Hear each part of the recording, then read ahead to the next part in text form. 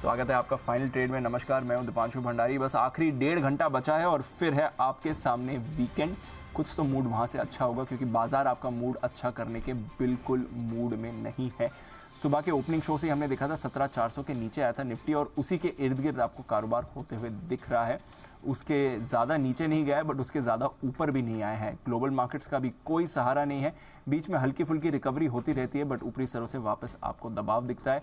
Banks में भी आज प्रेशर बना हुआ है, आईटी में भी बिकवाली आई है और बाकी दिग्गज सेक्टर्स भी आपको परेशानी दिखा रहे हैं। तो स्क्रीन तो इस समय आपको पूरी लाल दिख रही है बट क्या आखिरी 1.5 घंटे में सेंटिमेंट सुधरेगा या फिर ऐसी ही कमजोरी बनी रहेगी, इसी पर करनी है चर्चा। आइए, अनिल जी भी हमारे साथ है तैयार। Good afternoon sir. थोड़ी रिकवरी निचले स्तरों से हुई थी एक बार के लिए, जो हमने 10 बजे लो छुआ था वहां से, बट उसके बाद कुछ ज़्यादा बड़े मूव आई नहीं। जो रेंज में छोड़ के गए थे सुबह वहीं पर अटके हुए। इस पर आपसे बात करनी है। एक बार पहले इस समय की जो बड़ी बातें वो जान लेते हैं। बिल्कुल दीप, बड़ी बात ये है कि निफ्टी लगभग 200 पॉइंट नीचे है और बैंक निफ्टी लगभग 800 पॉइंट नीचे। सेंसेक्स में नुकसान 700 सवा 700 पॉइंट का आपको नजर आएगा। लगातार दूसरे दिन तेज गिरावट होती दिख रही है। निफ्टी 17,400 के करीब है तो बैंक निफ्टी 40,500 से थोड़ा सा नीचे है। एफएमसीजी ये है आज सेक्टर जहां हल्की फुल्की खरीदारी है, लेकिन इसके अलावा सारे सेक्टर आपको दिखेंगे लाल निशान में, जिसमें सबसे ज़्यादा गिरने वालों में सरकारी और प्राइवेट बैंक दोनों ही हैं। बैंकिंग शेयरों पर नुकसान ज़्यादा आ रही है। यही वजह बैंक निफ्टी के मुकाबले में दुगुना कमज़ोर होता दिख रहा है। और इसके साथ साथ एनबीएफसी शेयरों पर और फाइनेंस से जुड़े हुए सारे शेयरों पर है नुकसान। आईटी शेयर कमज़ोर होते दिख रहे हैं नेस्डेक की गिरावट के बाद। मिड कैप स्मॉल कैप शेयरों का हाल भी बुरा है। 1.25% से लेकर 2.5% तक की कमजोरी इन इंडेक्स में आपको देखने को मिलेगी। और दिक्कत की बात है कि कल तेज़ी से डाउ के घटने के बाद डाउ फ्यूचर अभी भी कहीं कोई राहत और रिकवरी के संकेत नहीं दे रहे हैं और डबल सेंचुरी मार्क कर नीचे की तरफ 200 पॉइंट डाउ फ्यूचर अब भी लुटे हुए हैं। और यही हाल एशियाई बाजारों का रहा है आज, जहाँ पर पूरे दिन भर कमज़ोर ट्रेड रहा। और यूरोप में भी अगर आप देखेंगे तो 1.5 से 2% तक की तेज़ गिरावट होती दिख रही है। तो यूरोप के बाजार और एशियाई बाजार आपकी स्क्रीन पर आते हुए दिखेंगे, जहाँ पर आप देख सकते हैं बड़ी तेज़ गिरावट का माहौल बनता हुआ दिख रहा है। देख लीजिए 1.5 से 1.25% तक का मामला जर्मनी, फ्रांस और साथ ही ब्रिटेन के बाज़ारों में दिखेगा। और एशिया आप देख सकते हैं यहाँ भी 1.5 से 2%। हांगकॉन्ग को छोड़ दीजिए, हांगकॉन्ग का इंडेक्स है कि स्टॉक है समझ में नहीं आता। 3%, 5% ऊपर नीचे हो जाता है। हाँ, तो मतलब कुछ भी हो जाता है। तो हांगकॉन्ग का स्टॉक ऊपर नीचे काफ़ी तेज़ी से होता हुआ दिख रहा है। ये है अब तक का हाल बाजार का, जो कि है एकदम बेहाल।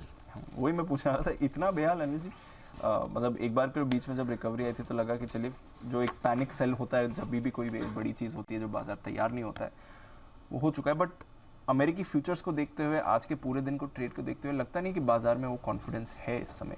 जरा समझाएं सर, क्या मूड माहौल दिख रहा है इस समय? कॉन्फिडेंस आए कैसे दीप, जब 2 दिन से अमेरिका इतना तेज़ घट रहा है। घटने के कारण भले ही आप चाहे कभी ब्याज दरों से रिलेटेड हो, कभी कोई और संकट से, जो एसवीबी का जो संकट आया अमेरिकी बाजारों में, उसकी वजह से जो अमेरिकी बाजार काफ़ी घटे हैं। दिक्कत यह है दीप कि वापस से कहीं कोई आपको रिकवरी के आसार नज़र नहीं आ रहे हैं। और वो डाउ फ्यूचर्स आज फिर से आपको 200 पॉइंट अगर नीचे हो तो आप में खरीदने का कॉन्फिडेंस ही कैसे आएगा? मतलब कम से कम पहले डाउ फ्यूचर तो थोड़ा सुधरे, और जब तक वो ना हो तब तक ये बहुत बड़ा मुश्किल काम है कि बाजार एक साइजेबल रिकवरी देगा। और उस रिकवरी में जो कुछ भी आपको दिन के दौरान दिखा, वहाँ पर आपको फिर से बिकवाली आती हुई दिखी। एक बार की थोड़ी कोशिश की थी ऊपर में आने की, 17,450 के आसपास निफ्टी ने कोशिश की है। बैंक निफ्टी भी आप देखिए आज का हाई लगभग 17,451 का ही है। बैंक निफ्टी का हाई आज लगभग 17,840 के आसपास का है। लेकिन बात यह है कि कोई साइजेबल रिकवरी है भी नहीं और होने के चांस भी नहीं है दीप। तो मुझे लगता है कि थोड़ा मुश्किल भरा माहौल है। चलेगा, ऐसे ही कुछ नहीं कर सकते अभी, आप थोड़ा टाइम देखते हैं। और वीकेंड सेशन है तो किसी को खरीदारी करने की जल्दी भी नहीं कि 2 दिन की रिस्क और कौन रखे। क्योंकि वीकेंड पे कोई बहुत अच्छी खबर आ जाए ये तो चांस कम है। मार्केट सुधर जाए तो एक अलग बात है, अच्छी खबरों के चांस तो है नहीं। तो फिर इसलिए खरीदने वाले जो भी लोग हैं वो थोड़ा हाथ खींच कर बैठे इंतजार के मूड में।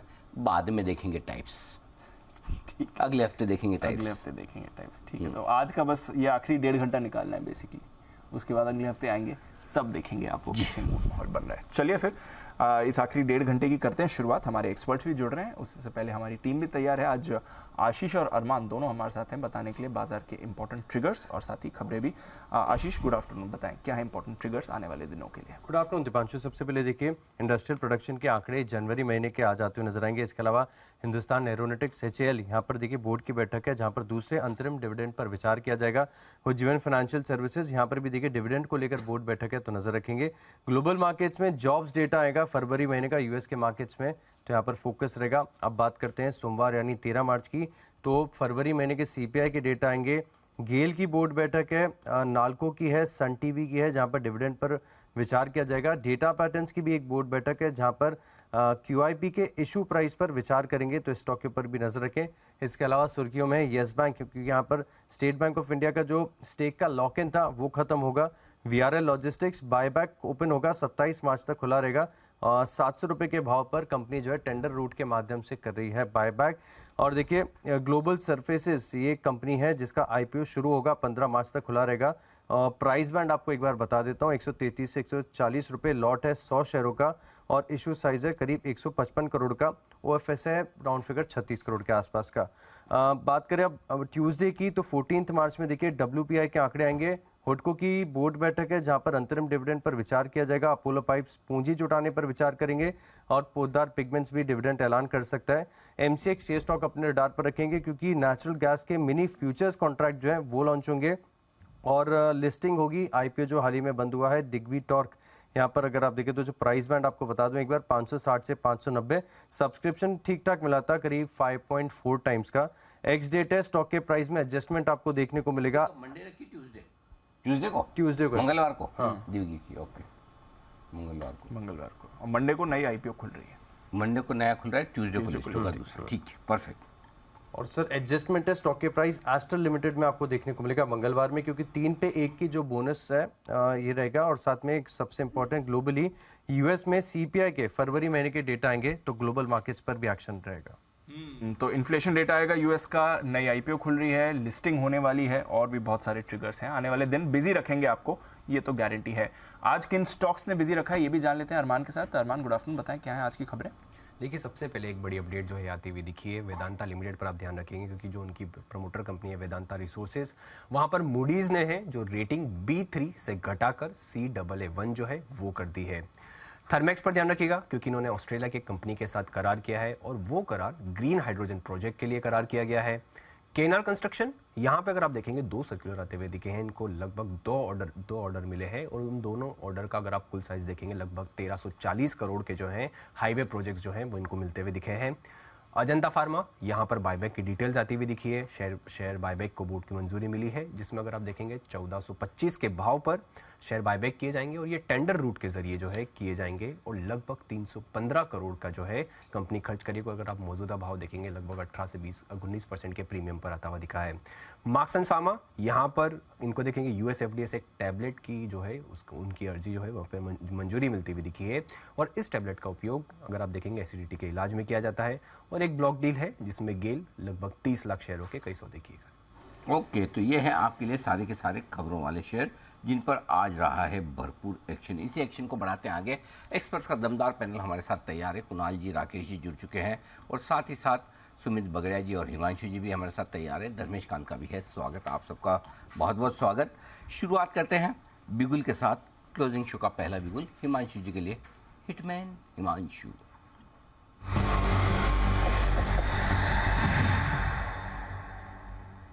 हिमांशु जी बताएं sir. Good afternoon to you Anil ji, good afternoon everyone. Anil ji, ऐसा लग रहा है कि बैंक निफ्टी 40,200 और 40,000 की तरफ जाने के लिए तैयारी कर रही है। हो सकता है टुवर्ड्स क्लोज लो तोड़ते हुए नजर आए और मंडे को 40,200 की तरफ के लेवल्स देखने को मिले।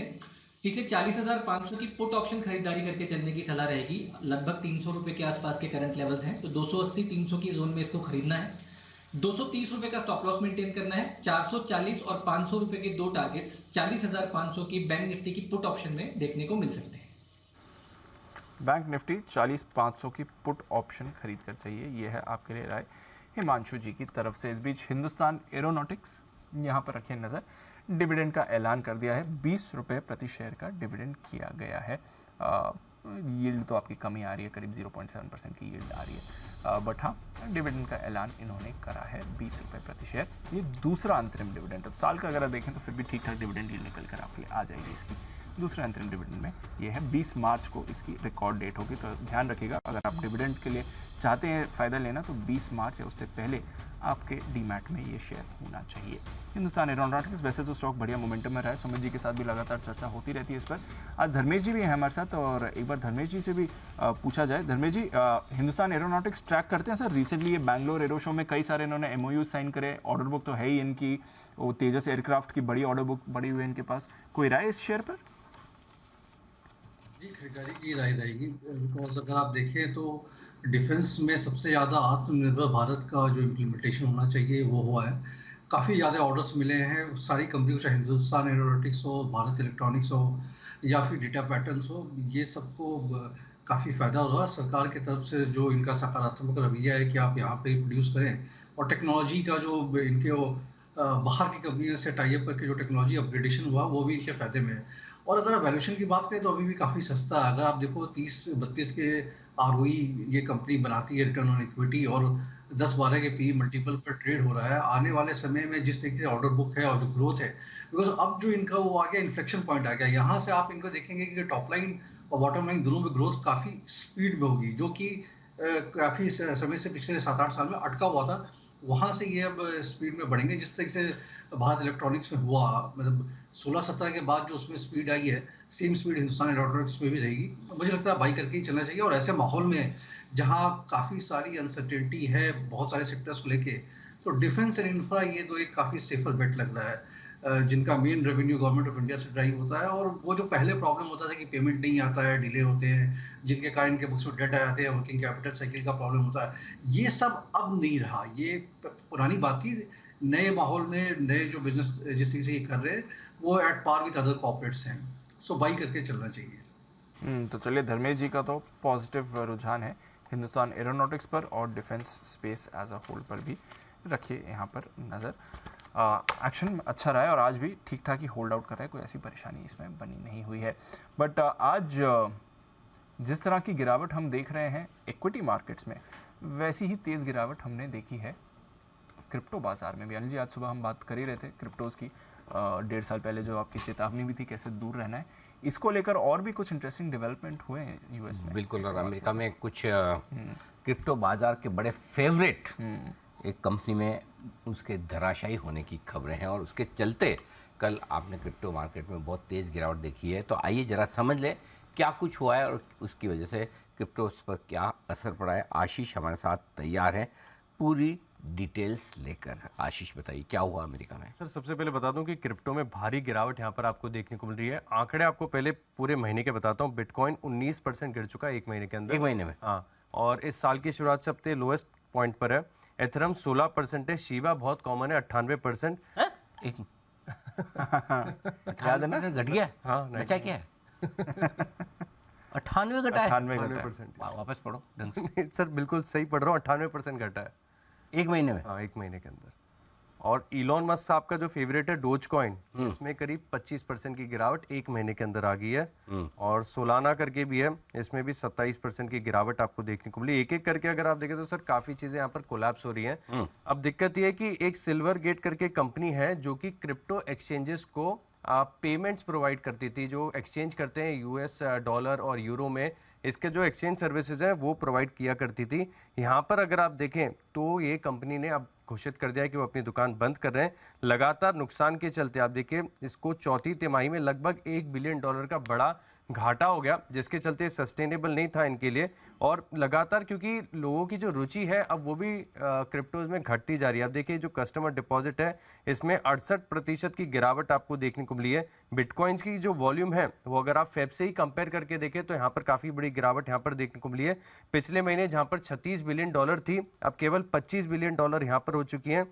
और साथ में अगर आप देखें तो जो ओवरऑल वॉल्यूम्स हैं और नए अकाउंट्स हैं इनके एडिशन में भी भारी गिरावट देखने को मिल रही है। इसके चलते सभी जो क्रिप्टो रिलेटेड बिजनेस है इन्हें तगड़ा नुकसान हो रहा है। एक और खास बात ये भी है कि इसका जो मेजर क्लाइंट था सिल्वर गेट का वो FTX था, जिन्होंने ऑलरेडी अपनी दुकान बंद कर ली है और साथ में कुछ रेगुलेटरी कंसर्न्स भी थे, जैसे कि इन्होंने अभी तक अपनी एनुअल रिपोर्ट फाइल नहीं की थी, तो SEC ने इन्हें समय दिया था कि आप 16 मार्च तक एनुअल रिपोर्ट आपको जारी करनी पड़ेगी, लेकिन इससे पहले इन्होंने कह दिया कि ये बिजनेस इनके लिए सस्टेनेबल नहीं है, ये दुकान बंद कर रहे हैं। इसी के चलते सर हमने देखा कि लोएस्ट पॉइंट पर आ गया फिलहाल के लिए बिटकॉइन। 7% की बड़ी गिरावट यहाँ पर देखने को मिली और बाकी की जो क्रिप्टोज हैं इनका तो बहुत ही बुरा हाल है।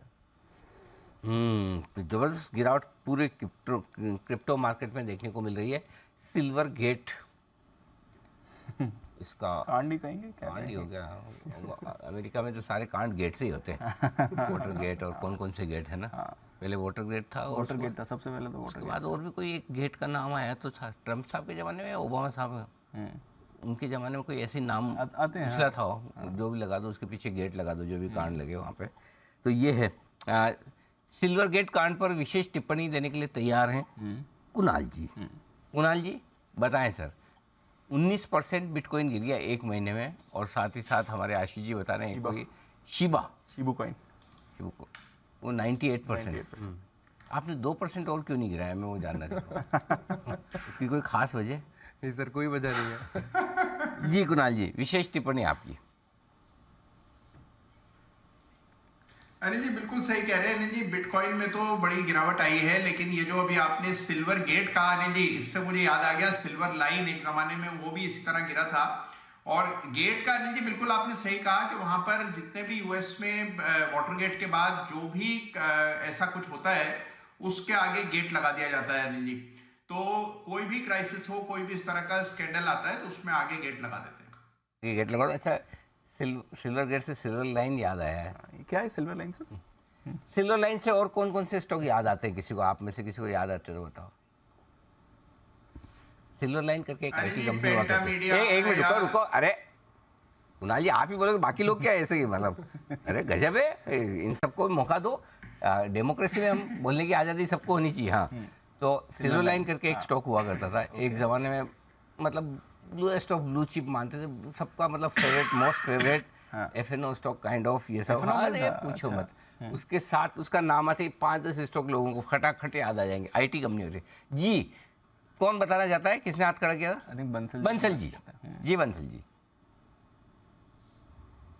अनिल जी सबसे आ रहा है याद तो अनिल जी वो कलकत्ता वाला DSQ स्क्वाड ही सॉफ्टवेयर आता है अनिल जी। पेंटा मीडिया ग्राफिक तो कुणाल जी ने बोल ही दिया अनिल जी। पेंटा, हिमाचल, ग्लोबल टेली। हाँ, हिमाचल, ग्लोबल, पेंटा मीडिया ग्राफिक, उसका नाम बाद में पेंटा 4 सॉफ्टवेयर हो गया था। DSQ सॉफ्टवेयर, ये सारे IT बबल वाले time, IT bubble, visual sort, ऐसे बहुत सारे स्टॉक है। SSI सॉफ्टवेयर सॉल्यूशन इंडिया होता था, SSI, और ये सारे स्टॉक्स है। हाँ कुणाल जी और बताइए, और कोई याद आ रहा है बताइए। अनिल जी देखिए, मुझे एक खबर याद आ रही है। उस जमाने में अनिल जी मैंने अपना करियर नया नया शुरू किया था अनिल जी, खबर आई थी कि पेंटा मीडिया जो है वो सारी हॉलीवुड मूवीज के लिए ग्राफिक्स बनाने वाली है, और ये जो है ये हॉलीवुड में जो पिक्सार एंटरटेनमेंट है उस तरह की कंपनी बन जाएगी। और अनिल जी उसके कुछ ही समय बाद कंपनी गायब हो गई। तो अनिल जी तभी से समझ आया कि खबरों पर अनिल जी आंख मूंद कर विश्वास नहीं करना है, सोच समझकर चार्ट देखकर ट्रेड करना है। कभी कोशिश की हॉलीवुड में जाके ढूंढने की, हो सकता वहाँ हो कंपनी। यहाँ से गायब हुई हो सकता है हॉलीवुड में कहीं अमेरिका में लिस्ट हो गई हो। नहीं, लेकिन वाकई में वो है ना, सबसे ज़्यादा डर वहाँ से हमने एक ही चीज़ सीखी। साल 2000 में जो IT बबल बस्ट हुआ था, 2000 में नहीं, हाँ 2000 के आसपास, तो IT बबल जो बस्ट हुआ था उसमें हमने एक ही चीज़ सीखी, क्योंकि उस समय जो हर नई IT कंपनी आती थी ना, तब ये कहा जाता ये नेक्स्ट इन्फोसिस। हाँ ओके। तब TCS इतना बड़ा नहीं था। अच्छा, तब TCS का एग्जाम्पल नहीं था, तब Infosys, blue eyed boy Infosys. तो ये नेक्स्ट इन्फोसिस, ये नेक्स्ट इन्फोसिस। तो उसके बाद हमें समझ में आ गया कि जो भी कोई बोले कि ये नेक्स्ट HDFC बैंक, ये नेक्स्ट L&T, बीच में एक बार ये भी चला था। हाँ। जब इंफ्रा और ये EPC कंपनियां 2005 में, हाँ ये नेक्स्ट L&T है, पुंज लोहेड के लिए कहा जाता था, ये नेक्स्ट L&T है। राइट, हाँ ऐसा। और फिर ऐसा ही सेम हर एक कंपनी के लिए ऐसा बैंक जो भी नया है ये नेक्स्ट HDFC बैंक है। तब से हमको समझ में आया कि जिसका कंपेरिजन बहुत बड़े से हो ना, करेक्ट, वहाँ सावधान हो जाए। धर्मेश जी आपने भी ऐसा कोई कंपेरिजन सुना देखा है? हालांकि 2008 में Lanco infra, JMR infra, JP associate, ये सब एक के बाद एक। यानी तो सारी लिस्ट लंबी है, बहुत दर्द होता है नाम सुन सुन के बहुत लोगों को, है ना। जेपी तो एक बार निफ्टी में भी था ना। हाँ, वंस अपॉन अ टाइम, मतलब ये सब तो बहुत ब्लू आइड स्टॉक्स हुआ करते थे, मतलब traders favourite, fund managers delight. अब ठीक है, अब वक्त की बात है जी। चलिए, बट जैसे क्रिप्टो एक समय में बाजार के फेवरेट थे, अब कोई देख रहे हैं आप कितनी बड़ी गिरावट है, वैसे ही ये भी कुछ आपने गिरावट देखी है। बट कुछ और ब्रेकडाउन्स आ रहे हैं आज, एक अनयूजुअल से नाम भी सामने आ रहे हैं। सुबह इंडिया मार्ट दिख रहा था, भारी गिरावट हो रही थी उसकी, अब पॉलीकैब यहाँ पर 5.5% की गिरावट दिख रही है। सुमित जी से भी बात की जाए। Sumit ji, good afternoon sir. 2900 के नीचे अभी आया पॉलीकैब, जरा देखें सर, 5.5% टूटा है, वायदा का टॉप लूजर है इस समय। Good afternoon Deepanshu. देखिए प्रॉफिट बुकिंग देखने को मिल रहा है, क्योंकि पॉलीकैब ने पिछले दिसंबर महीने से लास्ट 3 महीने से स्टॉक ने एक वन वे मूव दिखाया है। बीच बीच में छोटा छोटा करेक्शन आता था, बट इस बार थोड़ा बड़ा करेक्शन आ रहा है, तो प्रॉफिट बुकिंग देखने को मिल रहा है। और पिछले हफ्ते 10 दिनों के लो ब्रेक हो रहे हैं। 2900 तक के लेवल पॉलीकैब में टेस्ट हो सकते हैं। 2900 का लेवल अगर टूटा तो और नीचे का गिरावट आएगा। फिलहाल स्टॉक के अंदर फ्रेश लॉन्ग इनिशिएट करना नहीं है। अगर जिन्होंने ले रखा है, अगर प्रॉफिट में है तो बुक करें, और जो लोग प्रॉफिट में नहीं है वो लोग नीचे के लेवल्स का वेट करें वापस से एवरेज करने का, क्योंकि ओवरऑल ये स्टॉक पोजिशनल तौर पे बढ़िया है, लेकिन अब डिप में इसमें खरीदारी करना है, अभी नहीं करना है। डिप में खरीदारी करनी है, अभी नहीं करनी है पॉलीकैब, ये है आपके लिए राय। कैनरा बैंक, इस पर तो बड़ा ब्रेकडाउन आ ही चुका है। सुमित जी, सुबह की कॉल थी, जरा अपडेट दें। 295 और 290 के टारगेट दिए थे कैन बैंक के लिए, क्या करना है इसमें? 4.5% का कट इस समय दिखा रहा है 296 के लेवल पर। बिल्कुल दीपांशु, सुबह लग ही रहा था कि ये स्टॉक गिरना चाहिए, और डेज लो पे अभी ये ट्रेड कर रहा है, तो 295 का ऑलमोस्ट टारगेट हिट है, क्योंकि 295 के आसपास ही स्टॉक अभी ट्रेड कर रहा है, ₹1 ऊपर है। तो मेरे को ऐसा लग रहा है कि अभी और नीचे इसमें लेवल देखने को मिल सकता है। अगर आज सेकेंड हाफ में अभी और सेलिंग प्रेशर देखने को मिला तो कैनरा बैंक के अंदर यहाँ से और नीचे के लेवल देखने को मिलेंगे। ट्रेलिंग स्टॉप लॉस लगा लें, या फिर जो लोग इंट्राडे करना चाहते हैं वो लोग प्रॉफिट बुक कर ले। अब वापस से ऊपर में 302 के ऊपर जाएगा तब इसके अंदर ऊपर का मूव आएगा। जब तक अभी 302 के ऊपर नहीं जाएगा तब तक नीचे के लेवल बनेंगे, और 295 का लेवल टूटने के बाद 290 291 तक के लेवल कैनरा बैंक में देखने को मिल सकता है। तो कैन बैंक सुबह की शॉर्ट कॉल थी, पहले टारगेट के करीब ट्रेड कर रही है, वीकनेस इस पर आ रही है। आरबीएल बैंक पर आपको वीकनेस दिखेगी। बैंक ऑफ बड़ौदा 3% नीचे है, एसबीआई 2% नीचे है। धर्मेश जी, बैंक्स सबसे पहले हम देख रहे हैं, जब अदानी हिंडनबर्ग मामला आया था तब भी बैंक्स की भारी पिटाई हुई थी। अब ग्लोबली अमेरिका में एक बैंक की कमज़ोर हालत है, तो आज फिर से हमारे बैंक्स की भी भारी पिटाई हो रही है। चल क्या रहा है सर ये बैंकिंग स्पेस में? जब भी कुछ खबर आती है सबसे पहला रिएक्शन यहीं पर आ रहा है। देखिए दीपांशु, सबसे ज़्यादा पैसा भी अगर पिछले 6 महीने की बात करें तो बैंकों में बना था, रैली अच्छी हुई थी, और ये ओवरऑल होता हमेशा जब भी बैंक्स में बाई करना किसी फंड मैनेजर के लिए या एचएनआई के लिए काफ़ी कंफर्टेबल होता है, वहाँ पर वो तुरंत निवेश कर देते हैं, बिकॉज बैंक्स के बैलेंस शीट और जो उनकी प्रॉफिटेबिलिटी है, जिस तरीके से इनका प्रोजेक्शन चल रहा था क्रेडिट ग्रोथ का, एवरीथिंग वाज फाइन, मतलब कहीं भी कोई प्रॉब्लम दिख नहीं रहा था, इसलिए यहाँ पर काफ़ी ज़्यादा पोजीशन इकट्ठा हो गया था। अब जब प्रॉफिट टेकिंग आती है तो आप सबसे पहले उसको निकालते हैं इसमें सबसे ज़्यादा प्रॉफिट बन रहा हो। जो लॉस मेकिंग कंपनी होता है उसको आप पकड़ के बैठे ही रहते हैं कि अभी तो लॉस में है, इसको क्या निकालना है। जहाँ तक यूएस का सवाल है तो मेरे हिसाब से it may sound controversial, but जो कल एसवीबी फाइनेंशियल के साथ हुआ है वो तो अच्छा ही हुआ बेसिकली, क्योंकि अब जो फेड का इंटरेस्ट रेट हाइक साइकिल है वहाँ कहीं ना कहीं लगाम लगेगा, बिकॉज ये हायर रेट के कारण दे कांट अफोर्ड, वो मतलब इकोनॉमिक स्लो डाउन अफोर्ड कर सकते हैं, बट इस तरीके से स्लो डाउन जो कि 2008 का रिपीट वो अफोर्ड नहीं कर सकते, और इंड्यूस्ड है ये, या आप रेट बढ़ा के जबरदस्ती एक स्लो डाउन लाने की कोशिश कर रहे हैं। और उनको एक फिस्कल का एल्बो रूम भी मिल गया है, बिकॉज टैक्सेस जो है वहाँ पे सरकार ने रातों रात ऑलमोस्ट सब जगह डबल कर दिए। कॉर्पोरेट टैक्स 21 से 28% हो गया, कैपिटल गेन्स 20 से 40% हो गया। मुझे लगता है यूरोप में भी ये थोड़ा बहुत फॉलो होगा। सो इन सब का मल्टीपल इफेक्ट से वहाँ इन्फ्लेशन कंट्रोल में आना चाहिए, और आज का फॉल गिर रहा हो सकता है 1-2 दिन मार्केट में और थोड़ी नरमी रहे, बट मेरे हिसाब से ये बॉटम बन रहा है, और banks will be the first mover. Banks and IT से ही ये मार्केट चलेगा, अगर इसको चलना है तो मुझे लगता है ये चलेगा भी। तो यहाँ तो बाई करनी चाहिए गिरावट में। 2-4% का अगर आपका एल्बो रूम है कि अगर 5-7% और यहाँ से फिसलता है तो आपको तकलीफ नहीं होगी। अगर आप कैश मार्केट बायर हैं तो बास्केट बाइंग कर सकते हैं PSU banks and select private sector banks में। टॉप पिक्स रहेंगे SBI, Canara bank, bank of Baroda, PSU basket से हो गया, एंड प्राइवेट सेक्टर बैंक से आईसीआईसीआई, एक्सिस, ये दो बैंक बाई करें। HDFC को वैल्यूएशन के हिसाब से मैं तो अवॉइड करना चाहूँगा यहाँ पे। सो बैंक्स शुड बी बॉट। तो बैंक्स खरीदने हैं, ये आपके लिए क्लियर राय आ रही है धर्मेश जी की तरफ से। मौका मिलेगा और अच्छे क्वालिटी लार्ज कैप बैंक्स आप खरीद भी सकते हैं। HDFC बैंक फिलहाल इससे थोड़ा दूर रहें। और वायदा कारोबार की भी बात करें, बैंक्स की भी बात करें, तो सबसे बड़ा प्राइवेट बैंक जिसमें आपको कट्स दिख रहे हैं वो इस समय HDFC बैंक ही है। कल 1600 तोड़ने की तैयारी में था, आज 1600 के नीचे आपको ये काउंटर ट्रेड करते हुए दिख रहा है। कोटक में भी 1% का कट है। कोटक की चार्ट पर भी जरा बंसल जी की राय ली जाए। बंसल जी देखें, कोटक महिंद्रा बैंक, बाकी बैंक्स भी गिर रहे हैं, कोटक उतना नहीं गिरा है, 1% का कट इस समय। देखिए दीपांशु, कोटक के अंदर भी स्ट्रक्चर खराब हो रखा है और टेक्निकली पूरे बैंकिंग को तो ये अंडर परफॉर्म कर ही रहा है। और नीचे में 1680 के लेवल टूटेंगे तब फर्दर दिक्कत देखने को मिलेगी। तो जिन्होंने ट्रेडिंग के नजरिए से ले रखा है, 1680 के स्तरों पर नजर रखें। अगर ये टूटते हैं तो लॉन्ग को बिल्कुल एग्जिट करना चाहिए। 1680 के नीचे एक शार्प डिक्लाइन देखने को मिल सकता है।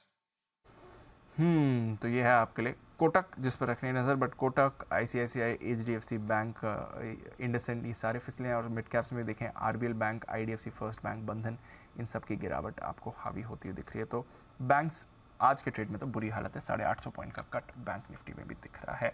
पर एक स्टॉक जिसके लिए आने वाला समय अच्छा रह सकता है, ऐसा ब्रोकरेजेस का मानना है। और एक नहीं, 2 दिग्गज ब्रोकरेजेस ने पिछले 2 दिनों में दमदार रिपोर्ट्स निकाली हैं भारती एयरटेल पर। आइए जानते हैं क्यों है ये बुलिश और आगे का आउटलुक कैसा निकल रहा है भारती के लिए। वरुण हमारे साथ तैयार। वरुण बताएं, भारती क्या है व्यू? तो दीप, जैसे कि आपने कहा कि ब्रोकरेज हाउसेस जो है इस कंपनी पे काफ़ी बुलिश हो रहे हैं। CLSA खरीदारी की सलाह दे रहा है 1015 रुपये के लेवल के लिए। और जेफरीज ने यहाँ पे डबल अपग्रेड किया है, होल्ड से सीधा बाय की सलाह दे रहे हैं। प्राइस टारगेट 850 से बढ़ा के 900 रुपये का कर दिया है। अब ये कह रहे हैं, दरअसल इनका कहना है कि जिस तरह से कंपनी ने 4G सब्सक्राइबर एडिशन किया है वो काबिल तारीफ है। कंपनी ने साल भर में करीब 2.12 करोड़ जो है ग्राहकों को जोड़ा है, यानी कि करीब 11% के आसपास की ग्रोथ जो है वो देखने मिली है। 5G रोल आउट जो है वो कंपनी काफ़ी तेज़ी से कर रही है, उसके चलते मार्केट शेयर जो है उसमें और बढ़ोतरी हो सकती है। सिर्फ यही नहीं, इनका तो ये भी कहना है कि वोडाफोन को जिस तरह से सरकार मदद कर रही है या फिर जिस तरह से एनवायरनमेंट क्रिएट किया जा रहा है उनके लिए ताकि वो सस्टेन कर पाए, वो पूरे सेक्टर के आउटलुक के लिए काफ़ी बेहतर है। नो डाउट वोडाफोन को इसका फ़ायदा होगा, लेकिन उसका इम्पैक्ट जो है आपको बाकी टेलीकॉम कंपनियों पर भी देखने मिलेगा।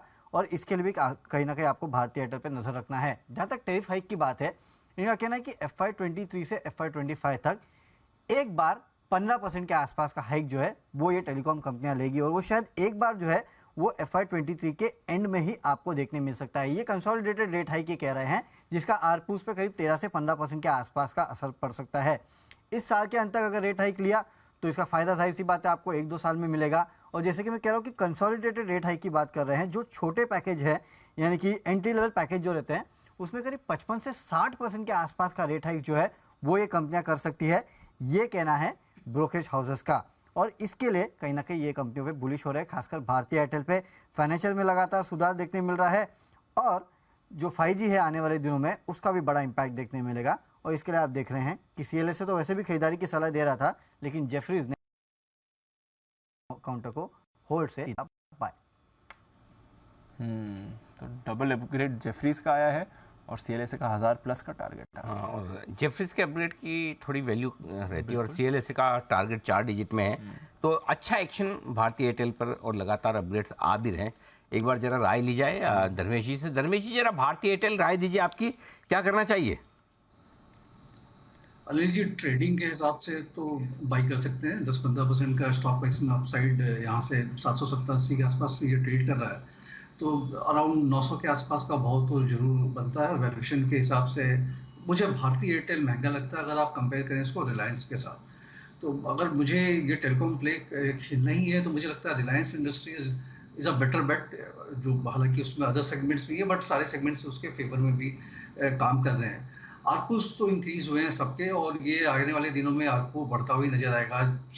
सुबह ही मैंने एक घर में हेल्प है उनके लिए रिलायंस का फ़ोन रिचार्ज करवाया था, तो पहले हर महीने 200 रुपये का आता था। सेम रिचार्ज पैकेज आज 239 रुपीज़ का हुआ। तो ये 20% 200 से 240 का हम लोग को समझ में नहीं आता, बट कंपनी के बुक्स में वो 20% के आसपास का एडवांटेज मिल जाता है उनको, वहाँ पर प्राइस हाइक हो जाता है, रेवेन्यू में ट्रांसलेट हो जाता है।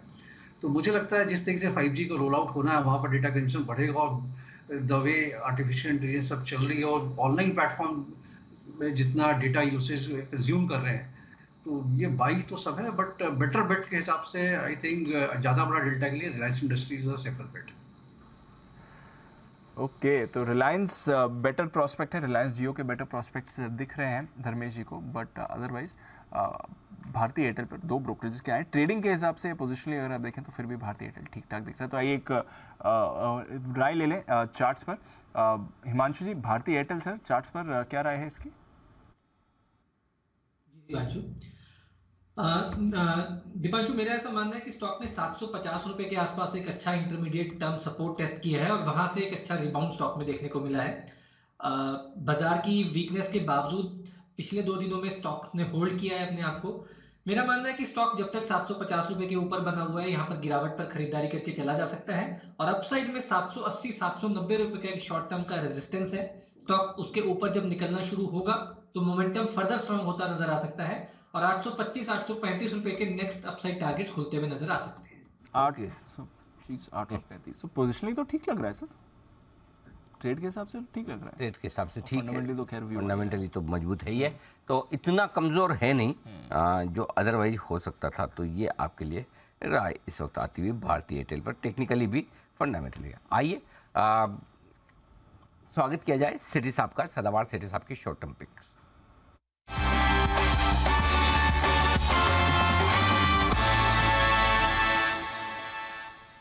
बनाए सिटी साहब।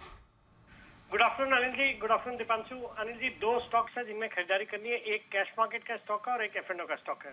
कैश का और एफएनओ का दोनों ही स्टॉक है। पहले तो सेठी साहब वो जो एक बड़ी फुल फॉर्म वाली आपने कंपनी बताई थी जिसमें शुगर और इंजीनियरिंग दोनों ही है और उसका आपका टारगेट हासिल भी हो गया है ऐसा मुझे लगता है, नाम याद है आपको?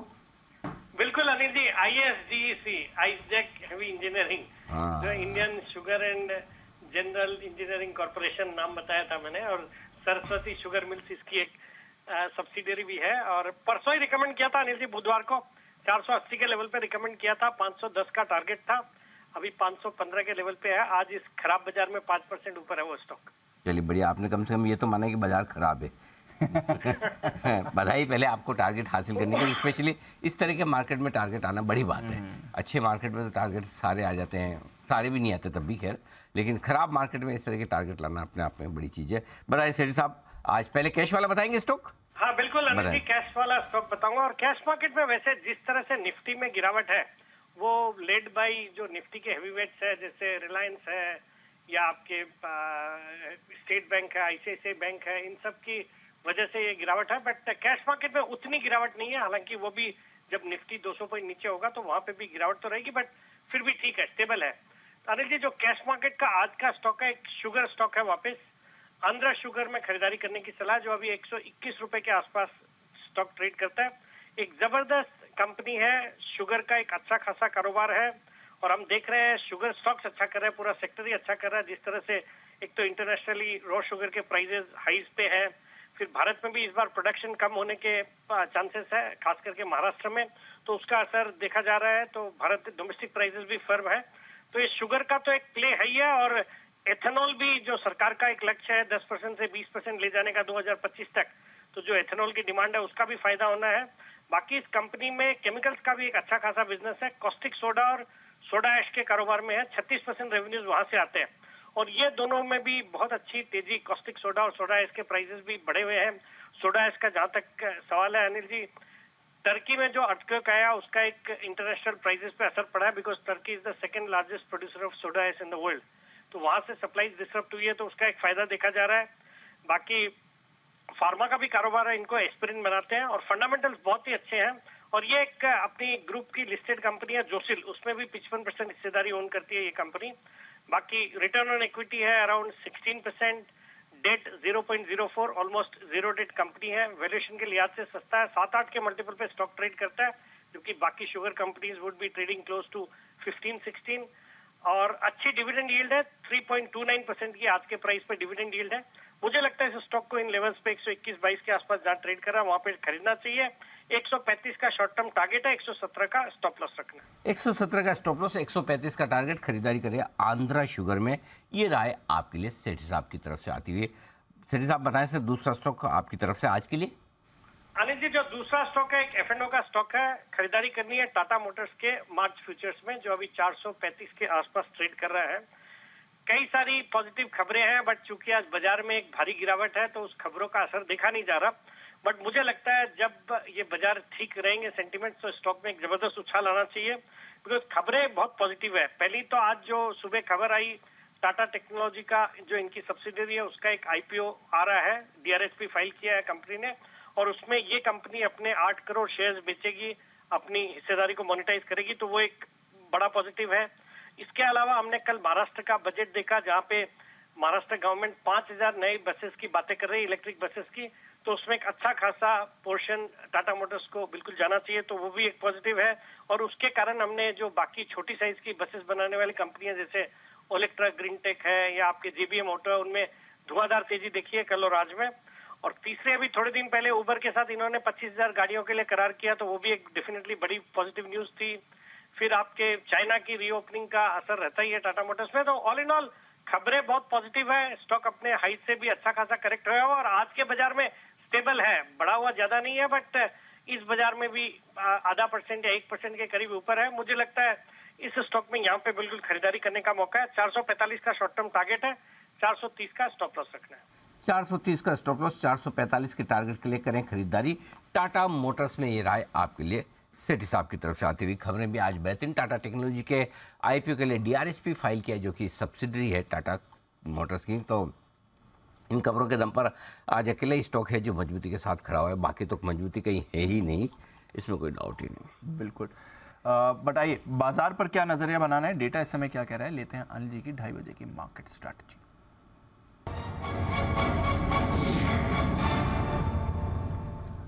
सर अपडेट तो अच्छा है नहीं, 200 पॉइंट नीचे डाउ फ्यूचर्स है, नास्डैक उतना नहीं खराब हो रहा। तो इस बार IT शेयर्स नहीं है, बैंक शेयर्स हैं जिसकी परेशानी, इसलिए डाउ पर आप ज़्यादा रिएक्शन देख रहे हैं। नास्डैक आपके लिए मामूली गिरावट दिखा रहा है। यूरोप के बाज़ारों में भी इसका असर आपको पूरी तरह से दिख रहा है। अक्रॉस यूरोप आपको बिकवाली दिखेगी, 1.5 से 2% नीचे यूरोप के बाजार इस समय ट्रेड कर रहे हैं। एशिया में भी ऐसा ही हाल था, 1.5 से 2% का कट। हांगकांग ऑफकोर्स 3% नीचे था। हम भी सर 1.25% निफ्टी, 2% बैंक निफ्टी पर हैं, क्या करना है? जनरली 2:30 बजे के आसपास डाउ फ्यूचर्स थोड़ा सा मूवमेंट देना शुरू करते हैं। आज पूरे दिन भर से स्टेबल है, 200 पॉइंट नीचे के आसपास ही ट्रेड कर रहे हैं, 5-25 पॉइंट ऊपर नीचे की रेंज में। और हमारे बाजार भी दिन के निचले स्तरों के आसपास ही 17,400 के थोड़ा सा नीचे निफ्टी और बैंक निफ्टी आपका 40,500 के नीचे। पहले मैं लेवल्स बता दूँ डीप, और उसके बाद स्ट्रेटेजी दूंगा मैं आपको। लेवल्स के लिहाज से जो सबसे इंपॉर्टेंट लेवल अब आपके लिए है बचे हुए समय के लिए, वो 17,400 है। 17,400 के पुट पर 87 लाख शेयर हैं, 87 लाख शेयर। तो आज आपकी क्लोजिंग 17,400 के आसपास की होनी जरूरी है, इसके ऊपर होनी जरूरी है, नहीं तो और ज़्यादा आप कमज़ोर होंगे। और इसलिए हमने क्लोजिंग बेसिस पे स्टॉप लॉस आज 17,400 का रखा है। इंट्राडे और क्लोजिंग, तो इंट्राडे वाला तो आपका ट्रिगर हो गया, 17,325 सुबह होके आ गया। और 17,400 के नीचे अगर आज बंद होता है तो फिर थोड़ी आपके लिए और रिस्क है। वर्स्ट क्लोजिंग जो मिली है हमें फरवरी के महीने में, वो 17,300 की मिली है। अगर आपको ज़्यादा और डीप स्टॉप लॉस लगाना हो कि नहीं, मैं तो और चांस लेना चाहता हूँ, तो 17,300। तो अगर आज 17,300 के नीचे अगर शुभ शुभ बोलो 17,300 के नीचे अगर बंद होते हैं, तब तो आपको लॉन्ग पोजीशन बिल्कुल ही कम कर ही लेनी चाहिए, क्योंकि आप फ्रेश लोज पर जाकर बंद हो रहे हैं। 17,400 के नीचे बंद होते हैं, तब भी शॉर्ट टर्म की एकदम पोजीशन तो हल्की होनी चाहिए। फिर भी एक चांस आपको एक दिन के लिए और 17,300 की क्लोजिंग का लेना तो ले सकते हैं। तो 17,400 बचे हुए समय के लिए मेक और ब्रेक लेवल है। 17,400 के ऊपर टिके रहे तो हल्की फुल्की रिकवरी आपकी बन सकती है, और इस रिकवरी में आप 2 लेवल ऊपर के देख सकते हैं, 17,425 और 17,465। इसके ऊपर की अपसाइड मुझे मुश्किल लग रही है बनना। 17,400, 17,465, आज का हाई भी 17,450 का ही है। तो 17,425 और 17,465, अगर 3 बजे के पहले आप 17,400 के ऊपर निकल के टिके तो ये 2 लेवल तक आ सकते हैं, और वहाँ पर आपको थोड़ा हल्का होने की कोशिश करनी चाहिए। 17,500 पर 1 करोड़ शेयर खड़े हैं, कॉल राइटर्स, पार करना मुश्किल होगा। और सोचो ये हफ्ते का आखिरी दिन है, वीकली सीरीज का पहला दिन है, पोजीशन इतनी बड़ी बन गई है, 1-1 करोड़ शेयर खड़े। बैंक निफ्टी 40,400 के आसपास है इस वक्त। जो आपके लिए इंपॉर्टेंट लेवल है बैंक निफ्टी के लिए 3 बजे तक आपको होल्ड करना, वो है 40,500। 40,500 पर हाईएस्ट ओपन इंटरेस्ट पुट में है 40 लाख शेयरों का, उसके नीचे आप ट्रेड कर रहे हैं, तो ये अच्छा संकेत नहीं है। आखिरी उम्मीद तेजी करने वालों की। अगर आज 40,250 के नीचे बंद होते हैं तो बैंक निफ्टी में भी आपको लॉन्ग पोजीशन और कम करनी चाहिए, क्योंकि उसके बाद आपका 39,500 से 39,900 की रेंज में जाने का खतरा बढ़ जाएगा। तो क्लोजिंग बेसिस पे 17,300, 40,250 ये दो लेवल आज बचे हुए समय के लिए इंपॉर्टेंट है। रिकवरी होकर अगर आप ऊपर की तरफ आते भी हैं तो आपके लिए मुझे लगता है कि 40,700 के आसपास का लेवल जो है, 40,700 से 40,800 का लेवल है, अगर वहाँ तक रिकवरी होती भी है तो वहाँ पर आपको एग्जिट करने के बारे में सोचना चाहिए। तो कोई ऐसी मीनिंगफुल साइजेबल रिकवरी दिख नहीं रही है। अगर डाउ फ्यूचर्स सुधर जाए, सपोज यहाँ 200 पॉइंट नीचे है और 101 पॉइंट नीचे रह जाए तो हो सकता है आप एक बार 17,425, 17,465 तक आ जाए, वहाँ निकल जाइए। और रिकवरी में अगर आप एक बार 40,600, 40,700 की रेंज में आ जाए तो वहाँ निकल जाइए। सिंपल लेवल है ऊपर में। देखते हैं, लेट्स सी क्या होता है। क्लोजिंग इंपॉर्टेंट है। बट 17,400 और बैंक से 40,250। हाँ, मतलब शॉर्ट टर्म 17,400, थोड़ी पोजिशनल 17,300 जो रस्ट क्लोजिंग मिली है। बैंक निफ्टी के लिए शॉर्ट टर्म 17,250, बाकी 40,250 और नीचे 39,900। ठीक है सर, गॉट इट। ये है आपके लिए इस समय की अनिल जी की स्ट्रैटेजी। बाय द वे, एक दो स्टॉक्स हैं जहां पर आपको मूवमेंट दिख रहा है। बाजार तो कमज़ोर है बट उसके विपरीत मूवमेंट आ रहा है, और इसमें से एक इंटरेस्टिंग चार्ट है बालकृष्ण इंडस्ट्रीज़, क्योंकि कल क्लोजिंग के समय हमने देखा था इस स्टॉक पर एक बड़ा ब्रेकडाउन आया था। आज एक बड़ा रिवर्सल आ रहा है। आखिरी घंटे में ही सबसे ज़्यादा एक्टिव होता है। कल क्लोजिंग के समय एक बड़ा ब्रेकडाउन था। आज क्लोजिंग के समय या क्लोजिंग से थोड़े समय पहले आप इस पर एक बड़ी मूव आते हुए देखें। सुमित जी जरा देखेंगे बालकृष्ण, 2 दिन 2 अलग अलग मूव्स इसमें। दीपांशु, नीचे से देखो अच्छी रिकवरी है स्टॉक के अंदर, लेकिन तेजी अभी बन नहीं रही है। तेजी बनेगी जब स्टॉक ऊपर में 2040, 2050 के लेवल कन्विंसिंगली ब्रेक करेगा। लेकिन जिन्होंने बाय कर रखा है वो एक बार होल्ड करें, क्योंकि नीचे से एक अच्छी रिकवरी है तो करेक्शन भी स्टॉक में बनेगा जब नीचे में 1975, 1980 का लेवल तोड़ेगा। ये लेवल टूटने के बाद फ्रेश सेलिंग आएगी। 2040, 2050 ऊपर में टूटने के बाद फ्रेश बाइंग आएगी। जब तक ये दोनों लेवल ऊपर नीचे में टूटते नहीं है तब तक ये साइडवेज और थोड़ा सा इसी रेंज में घूम सकता है। तो इसको वॉच करना ही बेस्ट है। ट्रेड एक बार नहीं करना चाहिए इसके अंदर। वॉच करिए, ट्रेड मत करिए। वॉलेटाइल हो रहा है, कल ब्रेक डाउन दिखाता है, आज ब्रेक आउट दिखाता है। बालकृष्ण इंडस्ट्रीज इस पर है नज़र। एक दो और काउंटर्स भी हैं जहां पर आपको थोड़ी मूव आती हुई दिख रही है। तो स्टॉक स्पेसिफिक एक्शन थोड़ा कोशिश कर रहा है बाजार इस समय दिखाने की। बट एक स्पेस जहां पर कल एक रिकवरी आई थी बट अब फिर से कमजोरी आ रही है, वो है मेटल्स। चमक गायब हो गई है दुनिया भर से। क्यों प्रेशर में आ रहे हैं मेटल्स आज? तो स्पेशली अगर आप देखेंगे तो सारे से सारे बेस मेटल्स में भारी गिरावट आई हुई है। आइए एक बार समझते हैं नेहा के साथ। नेहा बताइए क्या है अपडेट? इंटरनेशनल मार्केट में हमने देखा है दीप, यहाँ पर एलएमई निकल 4 महीने के लोज पर है। एल्यूमिनियम की बात करें तो 2 महीने के निचले स्तर पर, जिंक 3.5 महीने के लोज पर गिर गया है। कॉपर इन सब के मुकाबले थोड़ा होल्ड आउट कर रहा है, लेकिन ये भी 2 वीक लोज पर है। और आज के सेशन की बात करें तो $100 से अधिक का करेक्शन हमने प्रीवियस सेशन से आता हुआ देखा है। साप्ताहिक प्रदर्शन देखें या मासिक प्रदर्शन देखें, सब में नेगेटिव रिटर्न्स ही हैं। अब कारण क्या है? मोटे तौर पर जो हमने देखा है कि जैसे एसेट क्लासेस में गिरावट आई है, ग्लोबल फाइनेंशियल मार्केट्स में हमने गिरावट देखी है, वो तो एक ब्रॉड बेस्ड फैक्टर है जिसकी वजह से पूरा कमोडिटी मार्केट ध्वस्त है यहाँ पर, और मेटल्स भी इससे अछूते नहीं है, उस वजह से गिरावट आई है। लेकिन कुछ एक खबरें चीन की तरफ से आई हैं। एक तो है कि अब रिकवरी को लेकर फिर से असमंजस है। जो 3 महीने तक एक बबल क्रिएट कर रखा था कि आ रही है रिकवरी, आ रही है, तो अब वाकई में लोग देखना चाहते हैं, निवेशक देखना चाहते हैं कि वहां से रिकवरी आ भी रही है कि नहीं। ये इसलिए भी कह रहे हैं क्योंकि घरेलू जो खपत है वो बड़े पैमाने पर अब एक्सपोर्ट्स में तब्दील होती हुई दिख रही है। क्यों? क्योंकि डोमेस्टिक कंजम्पशन है वो यहाँ वीकेंड हो रही है। मैं एक रिपोर्ट पढ़ रही थी जिसके मुताबिक एलएमई के कई एशियन डिपोज हैं जिस पर रिफाइंड कॉपर को सप्लाई करने की, डिलीवरी करने की यहाँ तैयारी की जा रही है, क्योंकि उनके घरेलू बाजार में इतनी खपत निकलकर इंडस्ट्रीज की तरफ से, कंस्ट्रक्शन सेक्टर की तरफ से नहीं निकल रहा है। शंघाई वेयरहाउस और एलएमई वेयरहाउस, इसमें जो इन्वेंट्रीज है उसमें बड़ा मिसमैच है। एलएमई इन्वेंट्रीज हैं 3 मार्च को जो आखिरी डेट थी, अकॉर्डिंग टू द डेटा वो 55,000 टन के पास का था, और शंघाई वेयरहाउस में देखें तो ये 2.5 लाख टन का था। तो ऑलमोस्ट 3.5% का यहाँ पर गैप दिखाई दे रहा है। चीन के बाहर कॉपर के स्टॉक पाइल्स हैं वो 18 साल के लोस पर हैं, लेकिन वहीं चीन में अगर देखा जाए तो सप्लाईज बढ़ते चले जा रहे हैं। और अभी आयरन ओर की कीमतें जो सुबह बहुत अच्छा प्रदर्शन दिखा रही थी, एकाएक खबर आई है कि वहां के जो रेगुलेटर हैं चीन में आयरन ओर की बढ़ती कीमतों पर नकेल कसने की तैयारी कर रहे हैं। तो वहां पर भी सारी हमने गिरावट आते हुए देखी। अमेरिका, यूरोप में ब्याज दरें तेजी से बढ़ने की संभावना है। ईसीबी की मीट है 16 तारीख को, उसके ठीक एक हफ्ते बाद अमेरिका में फेड मीट है और दोनों जगह आधे आधे % ब्याज दरें बढ़ाने की बात हो रही है, महंगाई को लेकर चिंता है। और दीप, एक फैक्टर है जिसकी वजह से स्ट्रेंथ आई थी कॉपर में, पेरू, इंडोनेशिया, पनामा में जो सप्लाई के कंसर्न्स थे वो ईज आउट होते हुए दिखाई दे रहे। पेरू से सप्लाई आ रही है, पनामा की सरकार के साथ कनाडा के फर्स्ट क्वांटम मेटल्स का करार हो चुका है। तो ये कुछ फैक्टर्स हैं जिसकी वजह से हमने इमीडिएट बेसिस पर देखा है सप्लाई को लेकर चिंताएं घटी और प्राइसेस नीचे आए हैं। फिर सॉल्यूशंस की एक रिपोर्ट टिन के लिए आई है और उन्होंने बहुत भारी भरकम प्राइस फोकास्ट कट किया है, ऑलमोस्ट 35% घटाया प्राइस फोकास्ट, और वो मान रहे हैं कि इस साल $20,000 प्रति टन तक टिन की कीमतें आ सकती हैं। सप्लाई की स्थिति में सुधार है और डिमांड को लेकर कंसर्न्स हैं। तो ये कुछ फैक्टर्स हैं जो इमीडिएट बेसिस पर मेटल्स में प्रेशर क्रिएट कर रहे हैं। बट हैविंग सेड सो, अभी भी किसी बैंक ने, किसी भी ब्रोकरेज फर्म ने लॉन्ग टर्म जो फोकास्ट है वो घटाया नहीं है। तो ये अभी इमीडिएट लेवल पर प्रेशर दिख रहा है, नियर टर्म प्रेशर आपको जरूर यहाँ पर दिख रहा है। और मेटल्स की आज तो भारी भरकम पिटाई हुई है, 1 से 1.5% नीचे आपको दिख रहे हैं। इस हफ्ते भी हमने देखा है भारी भारी गिरावट होती हुई दिखी है। धर्मेश जी, मेटल्स पर कोई राय आपकी? इस समय प्रेशर बनते हुए दिख रहा है, स्टॉक्स भी एक रेंज में ही रहे हैं, रीसेंट गिरावट के बाद एटलीस्ट थोड़ा संभले थे, बट वैसी कोई मूव आई नहीं है। क्या राय रखते हैं सर?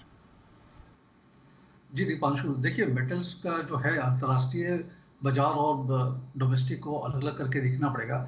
जहाँ तक अंतर्राष्ट्रीय बाजार का सवाल है, वहाँ पर क्या है कि एक तो चाहे यूएस हो, यूरोप में, सब जगह ब्याज दरें बढ़ रही हैं तो उसका एक इम्पैक्ट आता है कंजम्पशन पे। दूसरा, कल जो यूएस में टैक्सेशन को लेके जो रेट हाइक्स हुए हैं टैक्स के, उससे भी कंजम्पशन स्लो डाउन हुआ। इन दोनों, दूसरा क्या हो जाता है कि जब आप टैक्स रेट बढ़ाते हो तो आपकी फिस्कल जो एडवांटेज है वो अब बढ़ जाता है। आपका फिस्कल डेफिसिट यूएस का कम हो रहा है, बैलेंस शीट उसकी स्ट्रांग होगी।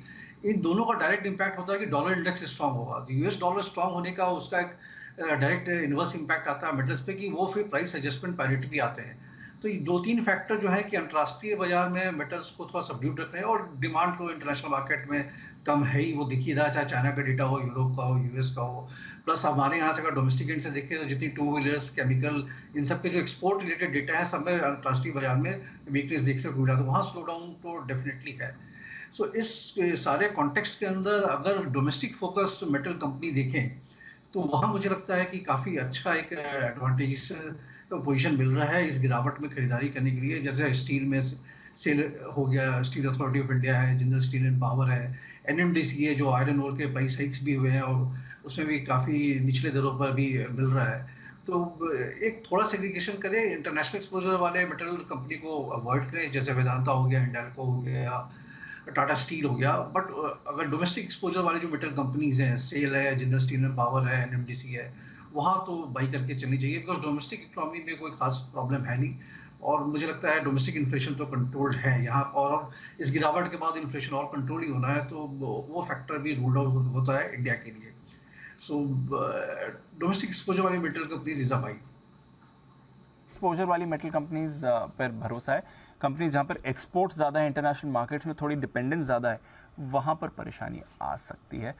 वैसे रिसेंटली होल्ड आउट ही करा है, और आज भी देखें तो अगर ग्लोबली मेटल्स कमज़ोर हैं, एटलीस्ट वैसी गिरावट आपको स्टॉक्स में रिफ्लेक्ट नहीं हो रही, हल्की फुल्की नरमी है। बाजार की गिरावट भी इस समय स्टॉक्स पर वैसे रिफ्लेक्ट हो नहीं रही है। तो चलिए नजर रहेगी मेटल काउंटर्स पर। बट एक कैश स्टॉक है जहां पर एक स्पाइक आया है, वेल्सपन कॉर्प। जरा इसे पुल अप करिए। थोड़ी देर पहले एक अच्छा खासा स्पाइक आया था इस काउंटर में, 213 के लेवल पर ट्रेड कर रहा है इस समय। जरा कुणाल जी देखें सर, वेल्सपन कॉर्प अभी अभी थोड़ी देर पहले एक मूव भी आई थी। देखिए, पिछले 3-4 दिनों का अगर आप चार्ट देखें दीपांशु, तो बाजार के मुकाबले बेहतर प्रदर्शन स्टॉक का रहा है। और हमने देखा है कि एक मेजर सपोर्ट है स्टॉक के लिए 182-83 के आसपास, उन्हीं लेवल से हमने इसमें एक बाउंस आते हुए देखा। तो मुझे लगता है कि जो मौजूदा तेजी है ये थोड़ा और उसको ऊपर ले जा सकती है। बड़ा रेजिस्टेंस चार्ट पर 230 रुपए के आसपास है, तो अभी भी यहाँ से 10-15 रुपए की तेजी की पूरी संभावना है। जिनके पास है बिल्कुल बने रहें। 230 के आसपास मुझे लगता है कि अगला सेलिंग का दबाव देखना पड़ेगा। ओके, तो 230 का अगला लेवल है जो इसके लिए इंपॉर्टेंट रहेगा। पॉली मेडिक्योर, जरा इसको भी पुल अप करें। 5.5% का उछाल इस पर आ रहा है। पॉली मेडिक्योर में भी एक बढ़िया मूव दिख रही है। जरा इसका चार्ट भी देखा जाए और राय भी ली जाए। हिमांशु जी जरा पॉली मेडिक्योर का चार्ट भी देख लें। 1000 के लेवल पर जस्ट आपको आते हुए दिख रहा है। जबरदस्त स्पाइक है सर पॉली मेडिक्योर, 5.5% का इस समय।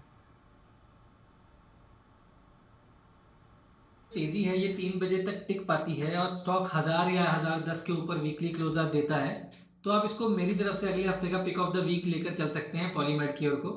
काफी शानदार चार्ट फॉर्मेशन बन रहा है और एक इन्वर्टेड हेड एंड शोल्डर का एक कंटिन्यूएशन पैटर्न का ब्रेकआउट कंफर्म होता हुआ नजर आएगा। अगर ये स्टॉक आज ग्रॉसली 1010 1015 के ऊपर वीकली बेसिस पर बंद होता है, मुझे लगता है कि इस खराब बाजार में भी अगर कोई स्टॉक इस तरह की स्ट्रेंथ दिखा रहा है तो डेफिनेटली यहाँ पर अच्छी तेजी बनते हुए नजर आ सकती है। और नेक्स्ट लेवल जो अपसाइड में वॉच करने के लिए रहेंगे वो 1060 का पहला लेवल रहेगा और उसके ऊपर 1100 रुपए तक का ये लेवल स्टॉक बहुत शॉर्ट टर्म में दिखाता हुआ नजर आ सकता है। ओके, और तो ये है आपके लिए पोली मेडिक्योर इस पर आए। आज हम बात कर भी रहे थे स्टॉक्स जो एक्शन में भरपूर बनते हुए दिख रहे हैं, उनमें से एक और है जो अभी थोड़ी देर बाद पहले ISGC की हम बात कर रहे थे जो सेठी साहब की रिकमेंडेशन लिस्ट में था, और एक और KSB लिमिटेड जो आज का जेम स्टॉक जैन साहब ने भी बताया था, यहाँ पर भी ज़बरदस्त एक्शन होता हुआ दिख रहा है। 7% की अच्छी मजबूती इस कमज़ोर बाजार में भी इस स्टॉक में दिख रही है। डे हाई पर पहुंच, ये भी अंतर्राष्ट्रीय कंपनी है। ये अंतर्राष्ट्रीय कंपनी है। 2150 का टारगेट था, 2130 का आज हाई बना। ओह, 2130 तक जाकर आया। ओह हो, बड़ी मूव आई आज इसमें सर। कुणाल जी, ये अंतर्राष्ट्रीय कंपनी है आपके पोर्टफोलियो में? नहीं अनिल जी, मेरे पोर्टफोलियो में नहीं है, लेकिन कंपनी अंतरराष्ट्रीय है अनिल जी, जर्मनी की कंपनी है। तो सेडानी साहब तो जर्मनी ले जानी रहे, लेकिन अनिल जी कंपनी जर्मनी की है ये। हे भगवान, गलती हो गई सवाल पूछा। कितने लोगों के दुख एकदम बाहर प्रकट होकर आए हैं। ओके, वैसे ये हमारा SIP स्टॉक भी रहा हुआ है। हमारा SIP स्टॉक भी काफ़ी नीचे के दामों से था, मैं जहाँ तक मुझे ख्याल है ये ऐसा। तो ये सारा का सारा एक्शन आपके लिए होता हुआ KSB लिमिटेड में। जिन साहब को बधाइयों के साथ साथ जाहिर सी बात है परफॉर्मेंस प्रेशर भी जैन साहब पर बढ़ता होता है। बिल्कुल सर। ओके, तो ये है स्टॉक जो ज़बरदस्त एक्शन में आपके लिए आता हुआ दिख रहा है। आइए बढ़ते आगे, फोकस करते हैं शिपिंग सेक्टर के, जहां बाल्टिक ड्राई इंडेक्स में लगातार तेजी जारी है। डिटेल्स देने के लिए हमारे साथ तैयार हैं अरमान बताइए, बाल्टिक ड्राई इंडेक्स ये वही है ना शिपिंग विपिंग में काम है? बाल्टी वाला नाम भी सही रखा है, बाल्टी वाला इंडेक्स। हाँ, सो बाल्टिक ड्राई इंडेक्स बताएं क्या कुछ हो रहा है एक्शन यहाँ पर? Yes sir.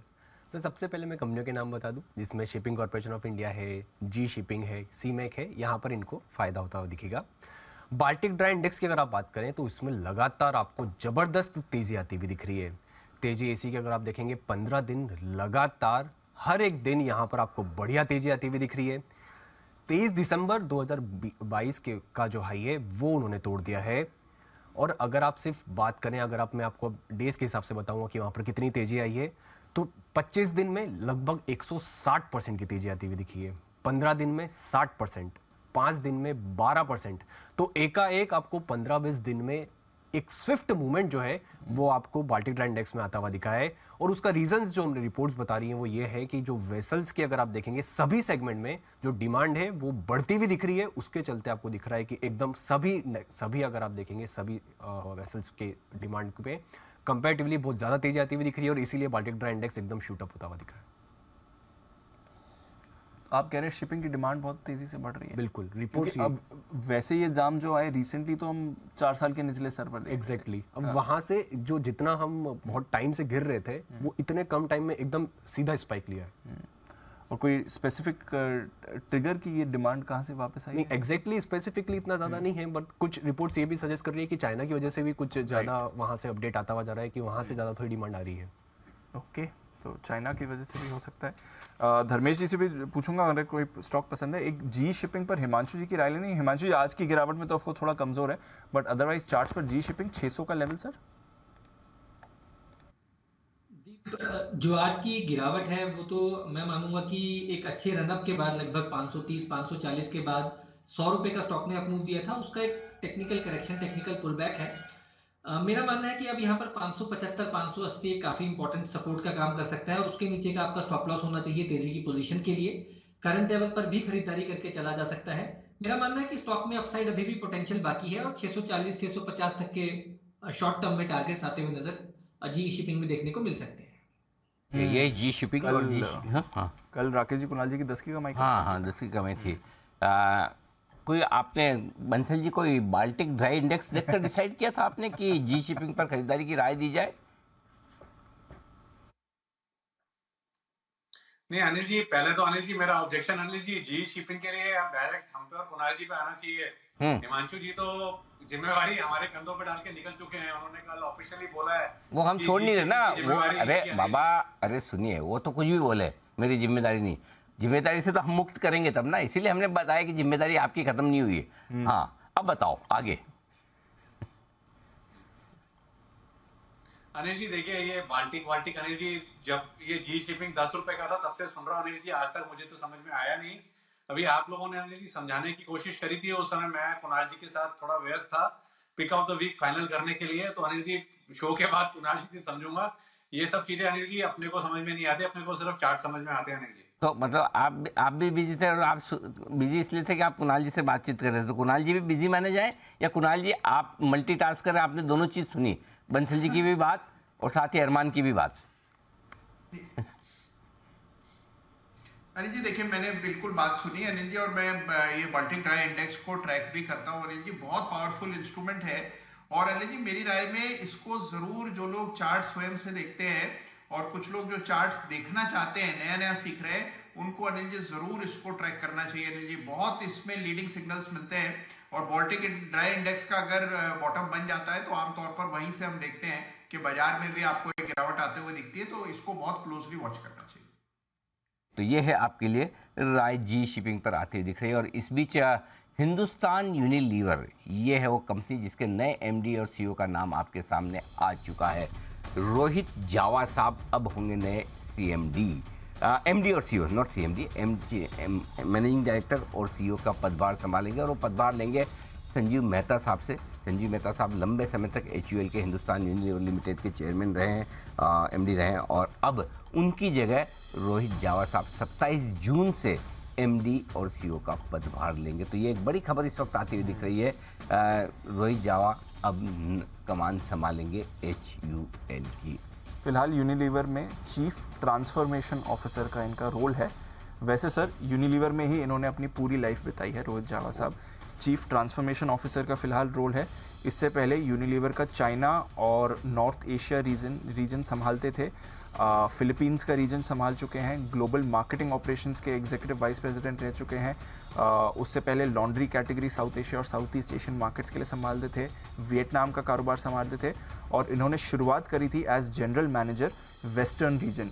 1988 से कंपनी के साथ जुड़े हुए हैं। 1988, तो 22 साल तो यहाँ और 22-23 साल यहाँ हो गए, और 12-13 साल वहाँ पे, यानी कि 35 साल का लंबा गहरा अनुभव है। और एशिया की मार्केट्स की पकड़ है। वाह, तो मतलब इंटरनल प्रमोशन हुआ है।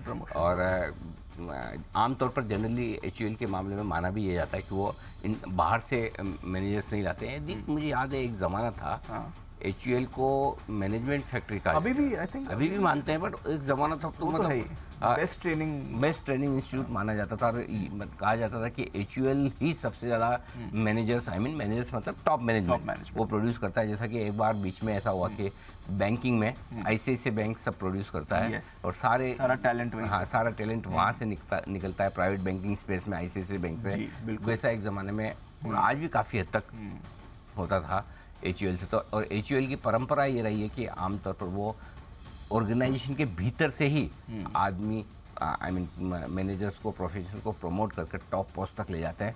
तो ये लंबे समय तक 35 साल से लंबी इनिंग खेलने का फ़ायदा आप देख सकते हैं रोहित जावा साहब को मिलता हुआ दिख रहा है, और वो अब इस पदभार को संभालने जा रहे हैं। 27 जून से वो संभालेंगे। सेंट स्टीफेंस कॉलेज दिल्ली से बैचलर ऑफ साइंस, फिर faculty of management studies Delhi university से MBA, और फिर रिसेंटली हार्वर्ड बिजनेस स्कूल से उन्होंने एडवांस्ड मैनेजमेंट प्रोग्राम भी किया है। तो अच्छी एजुकेशनल पेडिग्री है विद इन एचयूएल। तो हम देख ही रहे हैं कि बढ़िया इनकी ग्रोथ ट्रजेक्ट्री रही है। एशिया के लगभग सारे बाज़ारों को ये संभाल चुके हैं। एशियन मार्केट्स में जो एचयूएल का कारोबार है, यूनिलीवर का कारोबार है, उसको वो काफ़ी समय से संभाल रहे हैं। फिलहाल of course chief transformation officer हैं यूनिलीवर के, जहाँ पर सेल्स, मार्केटिंग, जनरल मैनेजर और ऑफ कोर्स आगे के जो जितने भी ट्रांसफॉर्मेशनल प्रोसेसेस हैं वो इनके कंट्रोल में है इस समय। तो ये है लंबा गहरा अनुभव एचयूएल में रखने वाले रोहित जावा साहब। धर्मेश जी कोई विशेष टिप्पणी देना चाहेंगे इस बड़े अपॉइंटमेंट पर? अली जी पॉजिटिव भी है, और जैसा आप बता रहे थे कि आईसीआईसीआई बैंक पहले होता था HUL, one of the best practices के लिए जाना माना जाता है। हर जो नए MBA ग्रेजुएट्स होते हैं या तो हिंदुस्तान लीवर में जाना चाहते हैं या फिर ICICI बैंक के जैसे कंपनी में जाना चाहते हैं, तो पॉजिटिव न्यूज़ है, गुड न्यूज़ है। बट जहाँ तक शेयर खरीदने की सवाल है हिंदुस्तान लीवर की मौजूदा माहौल में, तो मैं कहूँगा कि अवॉइड करें, बिकॉज जिस तरीके से रूरल कंजम्पशन में एक इनकम में कमी देखने को मिली थी, तो उसका असर इनके नतीजों पर पड़ेगा आने वाले दिनों में। गर्मी बढ़ रही है, इसका भी खामियाजा थोड़ा बहुत रूरल एरिया में पड़ता है, बिकॉज उनकी इनकम लेवल्स थोड़ी घटती है। और अगर खुदा ना खास्ता जिस तरीके से रिपोर्टें आ रही है कि बारिश में प्रॉब्लम आई, तो again HUL would be a sufferer. हालांकि स्टॉक प्राइस काफ़ी करेक्ट हो रखा है ऊपर के भाव से, बट स्टिल 2700 से 2450 के आसपास ट्रेड हो रहा है। बट मौजूदा माहौल में मुझे लगता है कि 10% के आसपास की गिरावट की जगह और बनती है, तो 2200-2100 के आसपास इसे बाई करना चाहिए। ओवरऑल अगर 3-4 साल का नजरिया हो तो आप इस भाव को भी बाई करके चल सकते हैं। मैनेजमेंट की कैपेबिलिटी HUL ने बरसों से डेमोस्ट्रेट करते आया है, वो करता रहेगा आने वाले समय में। मैनेजमेंट क्वालिटी का तो खैर कोई सवाल बनता ही नहीं है HUL के लिए। और जैसा अनिल जी भी कह रहे थे, टैलेंट फैक्ट्री माना जाता है, ट्रेनिंग फैक्ट्री मानी जाती है। कई सारे बड़े लीडर्स HUL से ही आए हैं। 1 अप्रैल से होल टाइम डायरेक्टर बनेंगे जावा साहब कंपनी के, और फिर 27 जून से MD and CEO का पदभार संभालेंगे। तो over a period of time transition होगा, उन्हें भी वक्त मिलेगा आकर कारोबार समझने का और फिर कंपनी में ट्रांजिशन करने का। तो शुरुआत अपनी करियर की उन्होंने कंपनी के साथ ही करी थी, बने हुए हैं इतने साल, और अब फाइनली MD and CEO के पद पर पहुंच रहे हैं रोहित जावा साहब। ये है आपके लिए HUL। एक बार इसके चार्ट चेक भी हो जाए कुणाल जी के साथ। कुणाल जी जरा चार्ट देखें सर HUL के 2450 का लेवल। देखिए, एक मेजर सपोर्ट के करीब HUL ट्रेड कर रहा है दीपांशु। मुझे लगता है कि एक महत्वपूर्ण सपोर्ट है यहाँ 2400 रुपए के आसपास, 2425 के आसपास, और ये लेवल्स इतनी आसानी से वायलेट नहीं होंगे। तो मुझे लगता है कि यहीं पर ये स्टॉक काफी समय बिता सकता है। अगर आप पिछले कुछ महीनों का भी इसकी ट्रेजेक्टरी देखें तो स्टॉक एक दायरे में ही ट्रेड कर रहा है। 2425 से लेकर के लगभग 2650 का एक बड़ा दायरा है, और उसके बिल्कुल निचले स्तरों के आसपास ट्रेड कर रहा है। तो मेरी राय में यहाँ बेचना नहीं चाहिए। जिनके पास पोजीशन है बने रहें, थोड़ा इत्मीनान रखें। स्टॉक वापस से इस रेंज के अपर एंड तक जा सकता है, तो मेरी राय में होल्ड करना चाहिए इन स्टॉक। ये है आपके लिए पूरा का पूरा एक्शन HUL पर बनता हुआ दिख रहा है। वैसे रिएक्ट नहीं कर रहा स्टॉक। नहीं, स्टॉक तो ठीक है, वो तो इतनी बड़ी कंपनी के लिए, इतनी बड़ी कंपनी के लिए वो ऐसा कोई रिएक्शन वाली बात हो जरूरी नहीं है। लेकिन आइए बढ़ते आगे, और कैश का ऑप्शन देने के लिए तैयार हैं जय ठक्कर।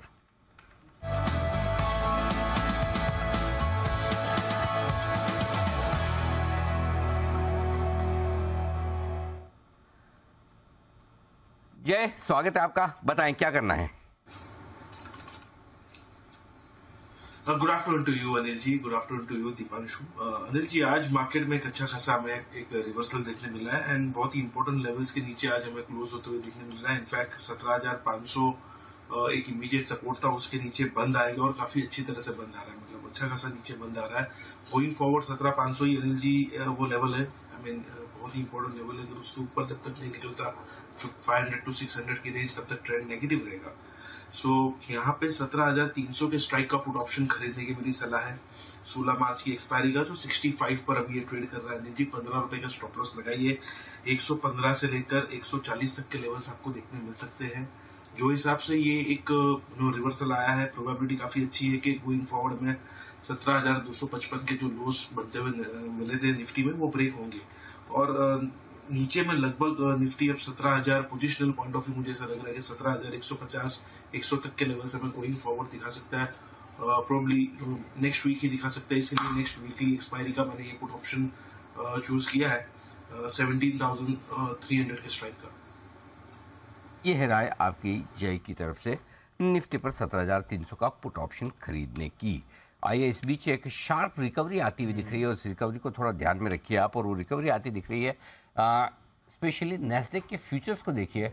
डाउ और नैस्डैक दोनों फ्यूचर्स आपके सामने रखना जरूरी है, और यहाँ पर आप देखेंगे कि हरे निशान में लौट चुके नैस्डैक फ्यूचर्स इंटरेस्टिंगली, और डाउ फ्यूचर्स ने अपना नुकसान आधा कर दिया है। जो 200 पॉइंट नीचे दिख रहे थे, अब लगभग 100 पॉइंट नीचे। तो पिछले कुछ मिनटों में एकदम स्मार्ट और शार्प रिकवरी आती दिखी है US फ्यूचर्स में। तो US फ्यूचर्स में नजर रखिए, और डीप यही बात हम कर रहे थे कि 3 बजे तक आप देखिए एग्जैक्टली 3 बजे 17,400 पर निफ्टी आ चुका है और 40,500 के करीब बैंक निफ्टी पहुंचता हुआ दिख रहा है। तो शार्प और स्मार्ट रिकवरी आती दिख रही है अमेरिकी फ्यूचर्स में, तो एक नज़र वहाँ रखिए और उसके बेसिस पे तय होगा कि हम 17,400 को क्लोजिंग बेसिस पे होल्ड कर पाएंगे यानी, और बैंक निफ्टी को 40,640-700 तक जाने की जगह मिलेगी या नहीं मिलेगी। तो ये इंटरेस्टिंग है। तो डेटा थोड़े इंटरेस्टिंग बनते हुए दिख रहे हैं।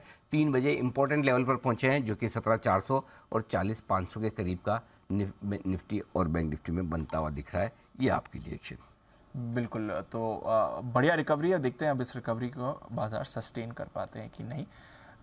कैश स्टॉक्स में भी एक्शन आ रहा है। आइए एक और कैश स्टॉक पर करते हैं फोकस, और वो है आपके लिए IRB इंफ्रा। रेडार पर रहा है, थोड़ा रिसेंटली एक रेंज में आ चुका है, बट क्या है इसके लिए कुछ नए अपडेट्स आइए जानते हैं वरुण के साथ। वरुण बताएं IRB। तो दीप, इंटरेस्टिंग अपडेट है कि फेब में इनका जो आंकड़ा आया टोल कलेक्शन का, उसमें अगर आप देखेंगे तो साल दर साल करीब 27% के आसपास की बढ़ोतरी देखने मिली। और कॉन्स्टेंटली मैं देख रहा हूँ पिछले जून से अब तक हर महीना 25-30%, 35%, 40% के आसपास की साल दर साल ग्रोथ जो है ये कंपनी कंटिन्यूस डिलीवर करते जा रही है। आप देखिए जनवरी में भी करीब 35.5% के आसपास था, दिसंबर में 32%, नवंबर में 39%, अक्टूबर में 28% के आसपास की ग्रोथ देखने मिली है। हालांकि हाँ, एक बात सही है कि मंथ ऑन मंथ अगर आप देखेंगे तो वहाँ करीब 6-6.25% के आसपास की गिरावट जो है वो टोल कलेक्शन में देखने मिली है। और लगातार दूसरा महीना है जहाँ पे टोल कलेक्शन में थोड़ी बहुत आपको गिरावट देखने मिली है। IRB के पास करीब 10 राज्यों में 62,000 करोड़ रुपए के आसपास से ज़्यादा के एसेट्स है, ये तो हम सब जानते हैं। और जिस तरह से ब्रोकरेज हाउस बुलिश है वो भी हम जानते हैं।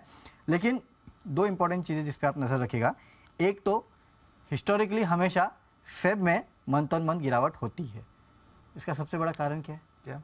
कम नंबर ऑफ डेज कम रहते हैं ना तो GST में भी यही है। हाँ, तो इसके लिए वो मंथ ऑन मंथ गिरावट होती है। तो अगर इस महीने भी गिरा है तो उससे आपको चौंकना नहीं है कि गिरा है। लेकिन एक और इंटरेस्टिंग ट्रेंड है और वो ये है कि मार्च में जो रिबाउंड होता है वो इससे भी तगड़ा होता है। आप देख लीजिए, हर मार्च को निकाल के देख लीजिए, मार्च 2022 13% के आसपास month on month toll collection में रिबाउंड देखने मिला। मैं टोल कलेक्शन की बात कर रहा हूँ। 2021 21% के आसपास की बढ़ोतरी हुई है। मार्च 2020 को हम छोड़ देते क्योंकि वो कोविड वाला साल था।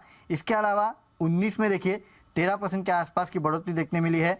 18 में करीब 10% के आसपास की बढ़ोतरी हुई है। और जो हिस्ट्री है वो ये बताती है कि जो भी टोल कलेक्शन होता है ना, उसको IRB इंफ्रा एक्चुअली उससे ज़्यादा कलेक्शन करता है। क्योंकि 2022 का ही हमारे पास डेटा है, जब मार्च में IRB इंफ्रा का जो तो ईयर ऑन ईयर कलेक्शन था करीब 15% के 25% था, माफ़ कीजिएगा। Month on month industry average के आसपास ही रहता है, 10.5% के आसपास वो भी था। तो फेब में ज़रूर गिरा है, नंबर ऑफ डेज कम रहता है इसके लिए। लेकिन मार्च में फिर से बढ़ेगा, नंबर ऑफ डेज ज़्यादा रहते हैं इसके लिए। तो वहाँ आपको 10-12% के आसपास की बढ़ोतरी जो है वो ज़रूर देखने मिलेगी। जोरदार है। टोल कलेक्शन तो खतरनाक बढ़ रहा है। अनिल जी, हर महीने साल दर साल अगर आप देखें तो 25-30% तो बढ़ा ही रहे हैं ये। मतलब कोई महीना ऐसा नहीं कि जहाँ साल दर साल 25-30% से कम की ग्रोथ हो। कुछ कुछ महीनों में 40% प्लस की भी ग्रोथ आ रही है। हाँ, है ना। जून में 55% था। 55% जून में ग्रोथ आई थी। नवंबर में 39% था, जैन में 35.6 था। तो ग्रोथ है जोरदार। एक्चुअली जो गुड्स का मूवमेंट है ना सर, वो काफ़ी स्ट्रॉन्ग रहा है। वो इकोनॉमी की ग्रोथ ही दिखाता है end of the day. E-way bill generation, toll tag connection companies की तरफ से जो है वो दिखा ही रहा है। वो ट्रेंड तो इंडिकेट कर ही रहा है कि अंडरलाइंग स्ट्रेंथ तो है ही वहाँ पर। करेक्ट। आइए एक बार जरा IRB इंफ्रा और बाकी टोल से जुड़े इन सभी शेयरों पर राय ली जाए धर्मेश जी की। धर्मेश जी बताएं सर, आंकड़े बड़े मजबूत आते दिखने लगातार। जी अनिल जी, आई थिंक इसका एक बहुत बड़ा फैक्टर जो मजबूत आंकड़ों का है, ये फास्टैग कलेक्शन जो जब से शुरू हुआ है तब से आप देखिए ये रुझान चालू हो गया है। पहले बहुत सारा टोल कलेक्शन कैश पे होता था एंड हो सकता है थोड़ा बहुत स्लिपेज वहाँ रहता हो। अब ये सब खत्म हो गया है। जब से फास्टैग आए गए हैं तो अब आपका कोई ऑप्शन नहीं है, आपको टोल दे के ही आगे जाना पड़ेगा। और मुझे लगता है उसका डायरेक्ट एडवांटेज IRB इंफ्रा को मिल रहा है। और ये कैलेंडर ईयर के बाद ये इवन आउट हो जाएगा। ये 25-30% का जो टोल बूथ कलेक्शन आ रहा है, मुझे लगता है ये साल के अंत होते होते जब मैक्सिमम एरिया जहाँ टोल कलेक्शन होता है सब फास्टैग मशीन से कवर्ड हो जाएंगे, तो उसके बाद जो डेटा होगा next year, I mean calendar year 24 का, वो ज़्यादा सिग्निफिकेंट रहेगा रादर देन दिस। और वैल्यूएशन के हिसाब से बात करें तो सर अभी भी ये 23-24 के पी मल्टीपल पर ट्रेड कर रहा है, 3-4 का ROE है। इस हिसाब से टोल कलेक्शन आते भी रहे तो इसका ROE ज़्यादा से ज़्यादा बढ़ के आपको 6-7 का होगा, तो 10 के नीचे ही रहने वाला है। तो मुझे नहीं लगता कोई ज़्यादा स्कोप है कंपनी को रीरेट होने के लिए। ये एक पासिंग फेज है, और एज अ ट्रेड अगर ट्रेड बनता है तो 33-34 रुपये के आसपास जरूर जा सकता है। ये अभी 29 रुपये 50 पैसे पे हो रहा है जैसा मैं स्क्रीन पे दिख रहा हूँ, तो 10-15% के आसपास एज अ ट्रेड जरूर बनता है। अदरवाइज आई डोंट थिंक इसमें कुछ ट्रैफिक रिलेटेड जो रीडिंग हम लोगों को अभी नहीं करनी चाहिए। आई थिंक वो थोड़ा मिसलीडिंग हो जाएगा। यह है आपके लिए पूरा का पूरा एनालिसिस। और इस बीच 17,400 के पार निकलकर टिकता हुआ निफ्टी आखिरी आधे घंटे में जब हम पहुंच रहे हैं तो थोड़ी रिकवरी के संकेत आते हुए दिख रहे हैं। बैंक निफ्टी भी 40,500 पर पहुंचता हुआ नजर आ रहा है। देखते हैं कितनी रिकवरी होती है। लेकिन आइए तब तक एक बार चलते हैं प्रेस कॉन्फ्रेंस में, जहां वाणिज्य मंत्री पीयूष गोयल साहब है और उनके साथ है ऑस्ट्रेलिया के वाणिज्य मंत्री, और दोनों की प्रेस कॉन्फ्रेंस जो हो रही है वो इस बात को लेकर है कि सेमीकंडक्टर को लेकर बड़ा निवेश जो होने जा रहा है उस पर उनकी बातचीत। आइए सुनते हैं। After a gap of 3 years, in fact, relaunched in a much bigger avatar,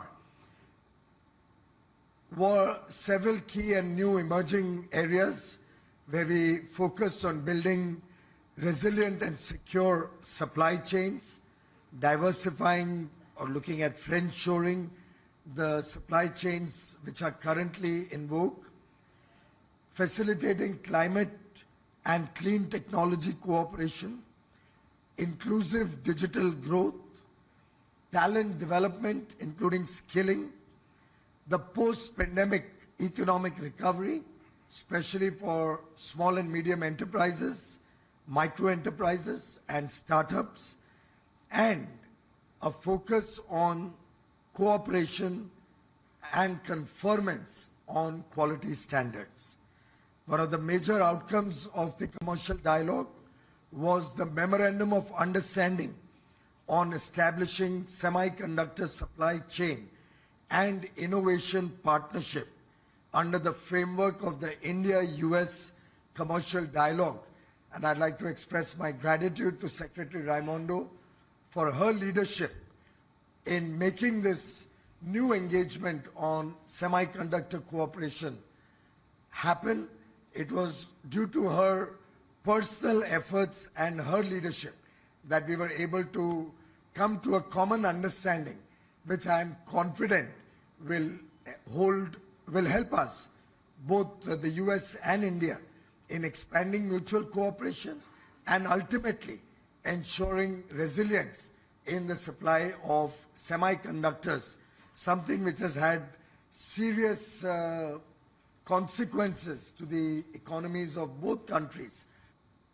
बड़ा फायदा होने वाला है भारत को, यूएसए को और अदरवाइज भी, क्योंकि सेमीकंडक्टर बनाने के लिए भारत और यूएस के बीच करार हो चुका है। सेमीकंडक्टर जैसे हम सब जानते हैं, कोई भी इलेक्ट्रॉनिक प्रोडक्ट आप ले लीजिए, कोई भी गाड़ी आप ले लीजिए, बाकी भी कई सारे प्रोडक्ट्स हैं, आपके सारे फ़ोन्स में इसका इस्तेमाल होता है। तो अगर आगे बढ़ना है, हमने देखा रिसेंटली कितनी बड़ी परेशानी हुई थी सेमीकंडक्टर की शॉर्टेज को लेकर। ताइवान एक बड़ा प्रोड्यूसर है, काफ़ी सारी निर्भरता वहाँ पर है, कुछ और देश भी हैं। अब भारत भी इसमें आत्मनिर्भर बनने जा रहा है और इसमें यूएस भारत का समर्थन करने को तैयार है। तो थोड़ा टेक्नोलॉजी ट्रांसफ़र होगा, जो भी सप्लाई चेन की परेशानियां हैं वो कम होंगी और भारत भी सेमीकंडक्टर बनाने में एक कदम आगे बढ़ चुका है। पहले ही हमने देखा सरकार की तरफ से ये इंटेंशन आ चुकी थी, कुछ प्राइवेट सेक्टर कंपनीज ने यहाँ पर अपना इंटरेस्ट भी जताया है और अब यूएस के साथ ये जो पार्टनरशिप हुई है स्पेशली टेक्नोलॉजी को लेकर, ये बड़ी बात है क्योंकि सेमीकंडक्टर बनाने में सबसे बड़ा योगदान टेक्नोलॉजी का ही है। तो हमारी निर्भरता बाकी देशों पर कम होगी और सेमीकंडक्टर बनाने में आत्मनिर्भरता आएगी। ये बड़ा अनाउंसमेंट है। ओके, तो ये है पूरा का पूरा एक्शन आपके लिए सेमीकंडक्टर स्पेस से आता हुआ। अमेरिका के वाणिज्य मंत्री और भारत के वाणिज्य मंत्री दोनों मुलाकात करते हुए। आइए बढ़ते आगे और यस बैंक का शेयर रहेगा एक्शन में और फोकस में, क्योंकि सोमवार को है इस शेयर के लिए बड़ा दिन। क्या बड़ा दिन है, क्यों बड़ा दिन है, थोड़ी देर में बताएंगे हम आपको यस बैंक के बारे में। तब तक बैंक के लिए भी आशीष तैयार है? तैयार है सर? बिल्कुल तैयार, बिल्कुल तैयार है। आइए बैंक से बेनिफिट।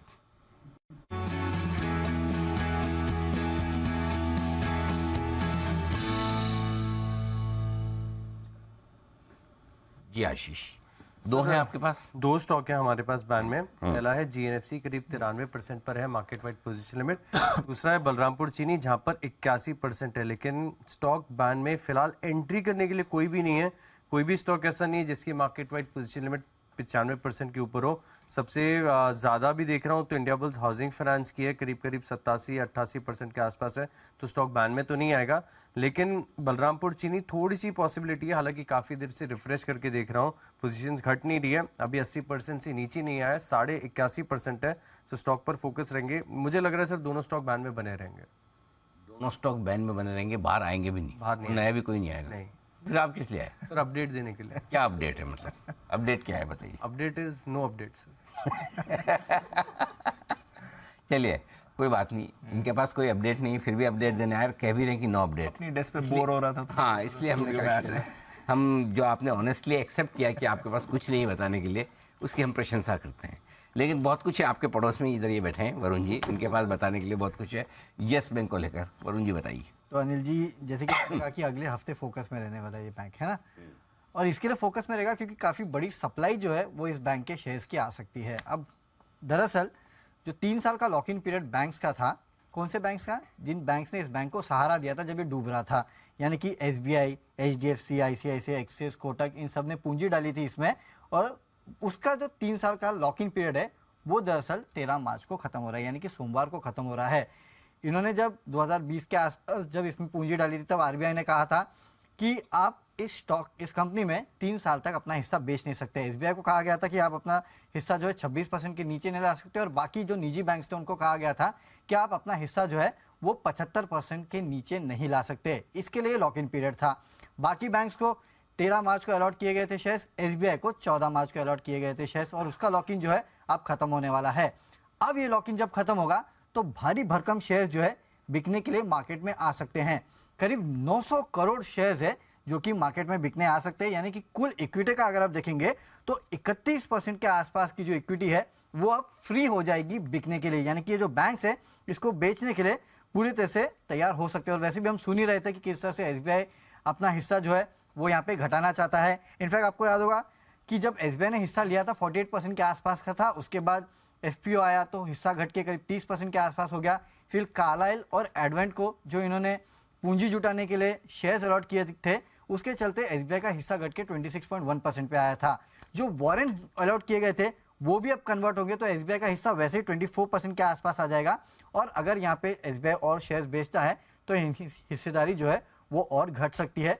और 26% का कैप सिर्फ 3 साल के लिए था, इसके नीचे SBI चाहिए तो 0 पे भी लेके जा सकता है, बाकी बैंक्स भी चाहे तो 0 पे भी लेके जा सकते हैं। इसके लिए 900 करोड़ की सेलिंग, 900 करोड़ शेयर्स की सेलिंग कह रहा हूँ मैं, कभी भी 900 करोड़ शेयर और 16 रुपए का भाव है, तो यानी कि करीबन 15,000 करोड़ की सेलिंग, तलवार लटकती रहेगी। 15,000 करोड़ की सेलिंग कभी भी आ सकती है, और 0 भी कर सकते चाहे तो।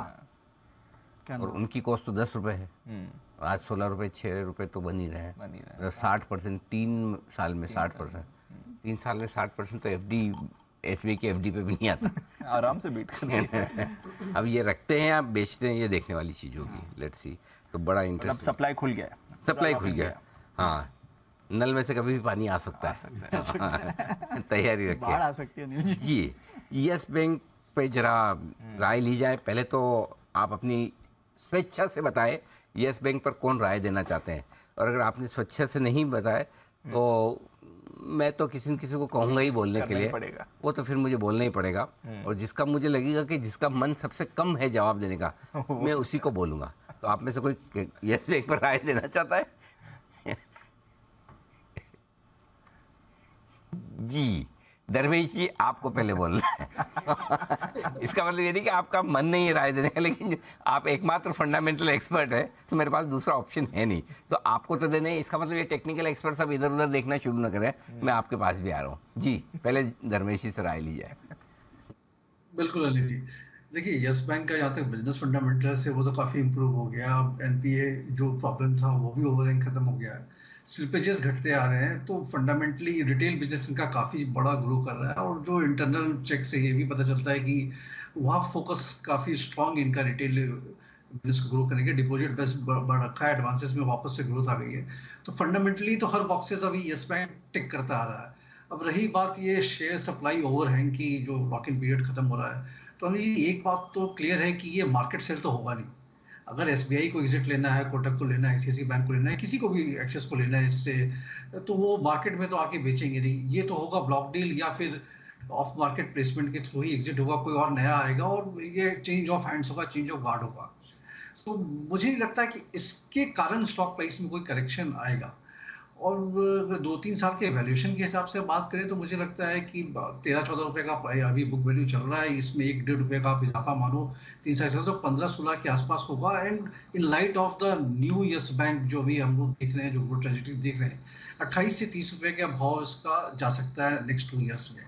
सो फंडामेंटली तो मुझे नहीं लगता है कि अभी हरी में कोई ये लोग एग्जिट लेंगे, और लेते भी तो ऑफ मार्केट लेंगे तो उससे मार्केट को ज़्यादा चाहिए नहीं, और जो सामने से नाम आएगा वो बढ़िया या पावरफुल नेम ही आएगा इसको लेने के लिए। सो मौजूदा भाव पे ये 16.5 पे वापस गिरा, बीच में 21-22 का हो रखा था, तो बाई करने की सलाह रहेगी। और 2 साल का अगर नजरिया हो तो 28 से 30 रुपए का टारगेट भी आप इसको होल्ड कर सकते हैं। 2 साल के व्यू से खरीदे अगर आपको गिरावट आती दिखे इस पूरे मामले के बाद। बंसल जी बताइए यस बैंक पर अपनी राय। अनिल जी, मैं यहाँ पे अनिल जी राय नहीं, मेरा तो अनिल जी प्रश्न है आपसे। ये तो स्टेट बैंक वगैरह तो बेचेंगे, ये अनिल जी ईटीएफ वाले भी तो फंस गए थे यस बैंक के अंदर, वो लॉक इन हो गया था ना, 70-75% उनको बेचना था, मतलब कि बेच नहीं सकते थे। तो ये लोग तो स्टेट बैंक वगैरह तो बाहर ढूंढेंगे, जैसे अभी धर्मेश जी ने बोला कि एक बाहर की है, बट ईटीएफ तो अनिल जी बेचेगा, उसको तो बाहर नहीं चाहिए, उसको तो बेचना है तो बेचेगा। उस पर अनिल जी थोड़ी सी रोशनी डालें आप। हाँ, बात तो सही, सेलिंग तो आएगी और शायद उसी सेलिंग की आशंका में काफ़ी हद तक स्टॉक 21-22 से नीचे भी आया थोड़ा, और शायद एक्चुअल सेलिंग जब आए तब घट जाए तो घट जाए, पॉसिबल तो है बिल्कुल। सेलिंग तो आ सकती है, देखो इमीडिएटली बाइंग आने की संभावना तो कम है, आएगी तो सप्लाई आएगी, कब कितनी आती है वही देखने वाली बात होगी। तो बैंक्स के साथ कुछ ETFs भी हैं जो बेचने का मन बना सकते हैं। मन बनाया है सुमित जी ने बिगुल का, चलिए बजाइए।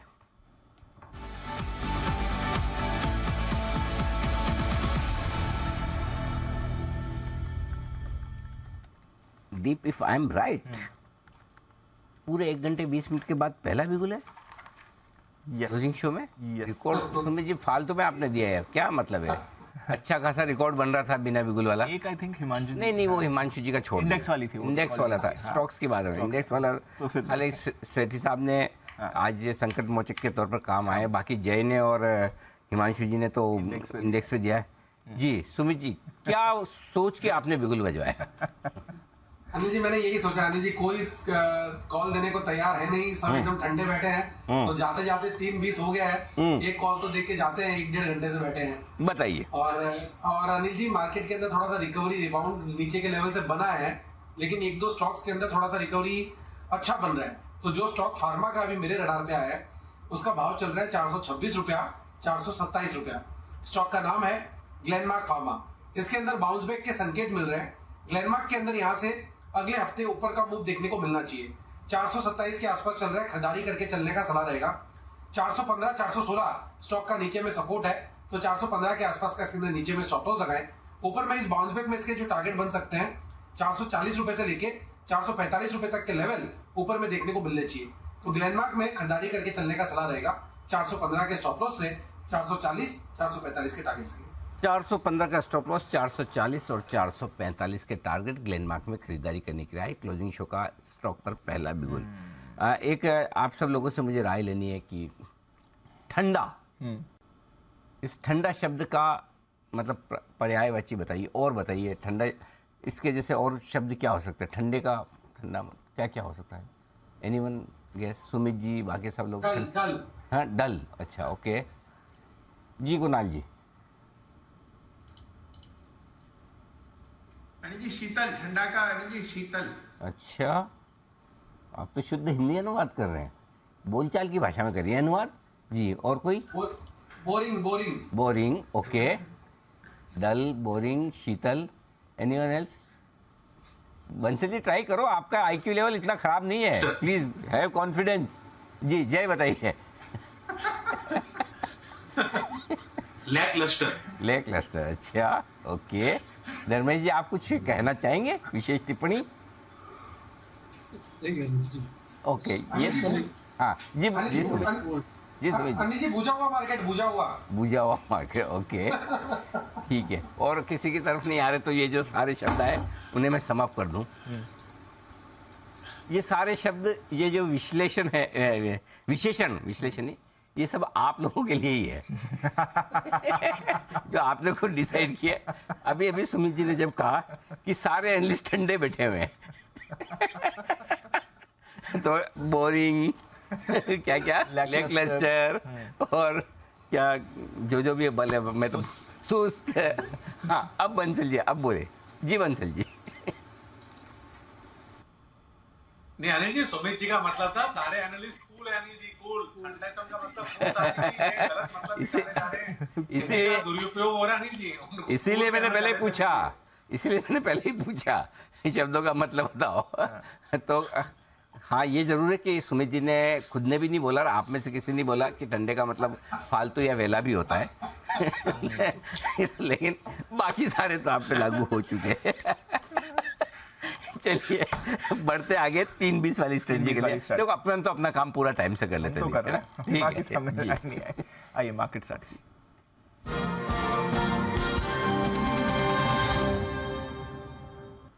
सर, जो हल्का फुल्का डाउ फ्यूचर्स ने मूड अच्छा किया था वापस खराब कर दिया। नजर लग गई वो उस समय मार्क किया तब से गिर गए। नैस्डैक फ्यूचर्स भी वापस नेगेटिव में आ गए, बट उतना खराब नहीं दिख रहे हैं जितना 1 घंटा पहले खराब थे, बट नॉनदलेस वीकनेस तो है सर।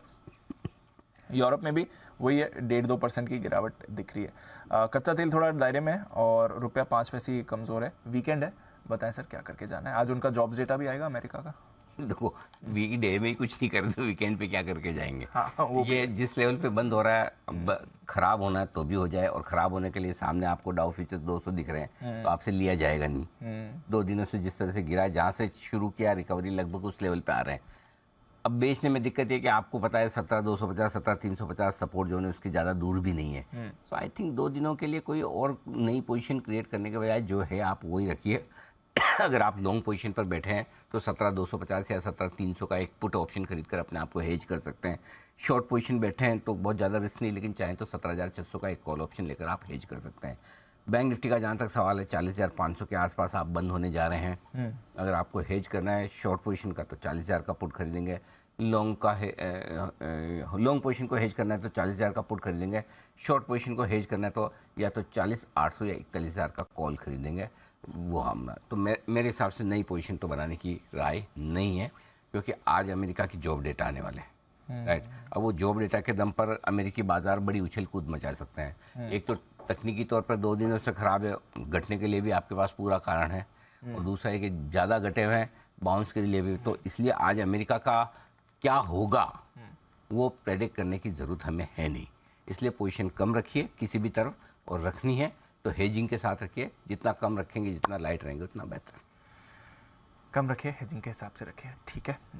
एक और चीज़ जो ग्लोबल मार्केट्स का मूड माहौल बिगाड़ सकती है, क्योंकि हम देख रहे हैं अनिल जी बैंक्स और बैंक से ही मूड बिगड़ा है। एक बैंक और है जिसकी थोड़ी परेशानी आई है, जान लेते हैं, और इसलिए हम इसे एंड में हाईलाइट कर रहे हैं ताकि आप याद रखें, ध्यान रखें, वीकेंड पर इससे भी जुड़े कुछ अपडेट्स आ सकते हैं। आइए आशीष हमारे साथ तैयार बताने के लिए। आशीष बताइए कौन सा ये बैंक और क्या चिंता बन रही है? दीपांशु, क्रेडिट स्विस है जिसमें लगातार चिंता बढ़ती हुई जा रही है। यहाँ पर अगर आप देखें तो कल के सेशन में 5% से ज़्यादा की गिरावट यहाँ पर आपको देखने को मिली। $3 के नीचे फिलहाल आ गया है भाव, और इनफैक्ट अगर आप देखें तो पिछले हफ्ते स्टॉक ने $2.7 का ऑल टाइम लो भी टच किया था। लगातार यहाँ पर खराब खबरें आ रही है। अब दरअसल देखिए, इन्हें अपनी एनुअल रिपोर्ट फाइल करनी थी, इसमें डिले हो गया। इसी के चलते अगर आप देखें तो स्टॉक में यहाँ पर आपको गिरावट देखने को मिली है। 2019 और 2020 यहाँ पर जो कैश फ्लो स्टेटमेंट थे, इनमें इन्होंने बदलाव किए हैं और ये ऑडिटेड थे। इसके चलते अगर आप देखें तो एसईसी ने कहा कि यहाँ पर आपको चेंजेस करने चाहिए। हालांकि मैनेजमेंट में भी अपने क्लैरिफिकेशन में कहा है कि ये जो डिले हुआ है इसमें ये अपनी चेंजेस कर रहे हैं, इसी के चलते डिले है। हालांकि 2022 के जो नतीजे हैं इससे बिल्कुल भी प्रभावित नहीं होंगे, यानी कोई भी बदलाव आपको जो रिजल्ट है यहाँ पर देखने को नहीं मिलेगा। लेकिन स्टॉक में अगर आप देखें तो लगातार खराब खबरें आती जा रही है। नवंबर में हमने देखा था कि पिछले साल यहाँ पर एक डाउनग्रेड आ गया था, जब लगभग सिर्फ जंक के 1 नॉच ऊपर यहाँ पर क्रेडिट रेटिंग दी गई थी। अब स्टॉक में गिरावट काफ़ी ज़्यादा है, 1 साल में 61%, 6 महीने में 48% और 1 महीने में देखें तो भारी भरकम 21% की गिरावट यहाँ पर क्रेडिट स्विस में देखने को मिल रही है। तो लगातार चिंता बनी हुई है, चिंता खत्म नहीं हो रही। और इन्होंने इनकी एनुअल रिपोर्ट पर रोक लगा दी है। एनुअल रिपोर्ट पर रोक लगा दी है, कह रहे हैं कि आपके फाइनेंशियल्स मैच नहीं हो रहे। हाँ, इन्होंने क्या किया था कि 2019 और 2020 यहाँ पर जो कैश फ्लो स्टेटमेंट्स में इनमें बदलाव किया था। इसी के चलते एसएससी ने रोक लगा दिया कि आप अभी जारी नहीं कर पाओगे। ओके, तो ये पहले कभी ऐसा हुआ नहीं है, बहुत रेयर है, अनयूजुअल सी चीज़ है। चलिए, अनयूजुअल चीज़ करी है अमेरिका के स्टॉक मार्केट रेगुलेटर ने। क्रेडिट स्विस पर एनुअल रिपोर्ट पर रोक लगा दी है। इनके बैलेंस शीट पर, इनके कैश फ्लोज पर, इनके अकाउंटिंग पर कुछ सवाल हैं, देखते हैं इसका अगर कुछ इम्पैक्ट होता है। यूरोप में ऑलरेडी हम देख रहे हैं क्रेडिट स्विस के शेयर में कल और आज आपने पिटाई होती हुई दिखी है, और वैसे भी काफ़ी ख़राब हालत में लाइफ लॉस के आसपास ही ये ट्रेड भी कर रहा है। तो एक और बैंक है जो आज शाम परेशानी शायद क्रिएट करते हुए आपको दिख सकता है। आइए फिर क्लोजिंग की तरफ बढ़ते हैं, और हफ्ते की शुरुआत अच्छे नोट पर हुई थी। पिछले फ्राइडे को ज़बरदस्त तेज़ी थी, मंडे और फिर वेडनेसडे को अच्छी तेज़ी रही, और पिछले 2 दिनों से बाजार का मूड काफ़ी ख़राब होते हुए दिखा है। आज भी गैप डाउन के बाद आप कमज़ोरी के साथ ही क्लोज हो रहे हैं, बट एंड में 17,400 एटलीस्ट रिक्लेम करके क्लोज हो रहे हैं। 17,400 के नीचे नहीं क्लोज हो रहे, बट कमज़ोरी तो हुई रही है। हाँ, मतलब फाइनल क्लोजिंग 17,400 के ऊपर ही आएगी, थोड़ी सी ऊपर, उतनी ऊपर जितनी बैंक निफ्टी की 40,500 के नीचे आएगी। तो बैंक निफ्टी 40,500 के 20-25 पॉइंट नीचे बंद होगा, निफ्टी 10-15 पॉइंट, 15-20 पॉइंट ऊपर बंद होगा 17,400 के। ये आपके लिए क्लोजिंग लेवल पर आपको नजर आएंगे लेवल्स। बाकी तो बता दूं, बताएं सर प्लीज।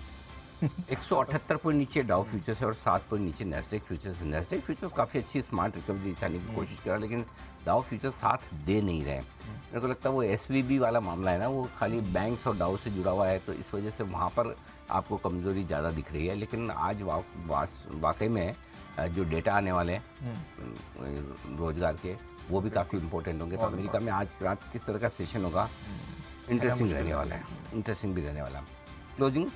क्लोजिंग बेसिस पे 17,400 का स्टॉप लॉस था, उसके ठीक थोड़ा ऊपर होती दिख रही है, लेकिन बैंक निफ्टी 40,700 के क्लोजिंग बेसिस के स्टॉप लॉस के नीचे बंद होता हुआ दिख रहा है, वो थोड़ा नीचे है। और अगर आप 40,250 का स्टॉप लॉस समझते हैं तो वहाँ से थोड़ा सा ऊपर है। कमजोरी आज चौतरफा आपको देखने को मिलेगी बाजार में।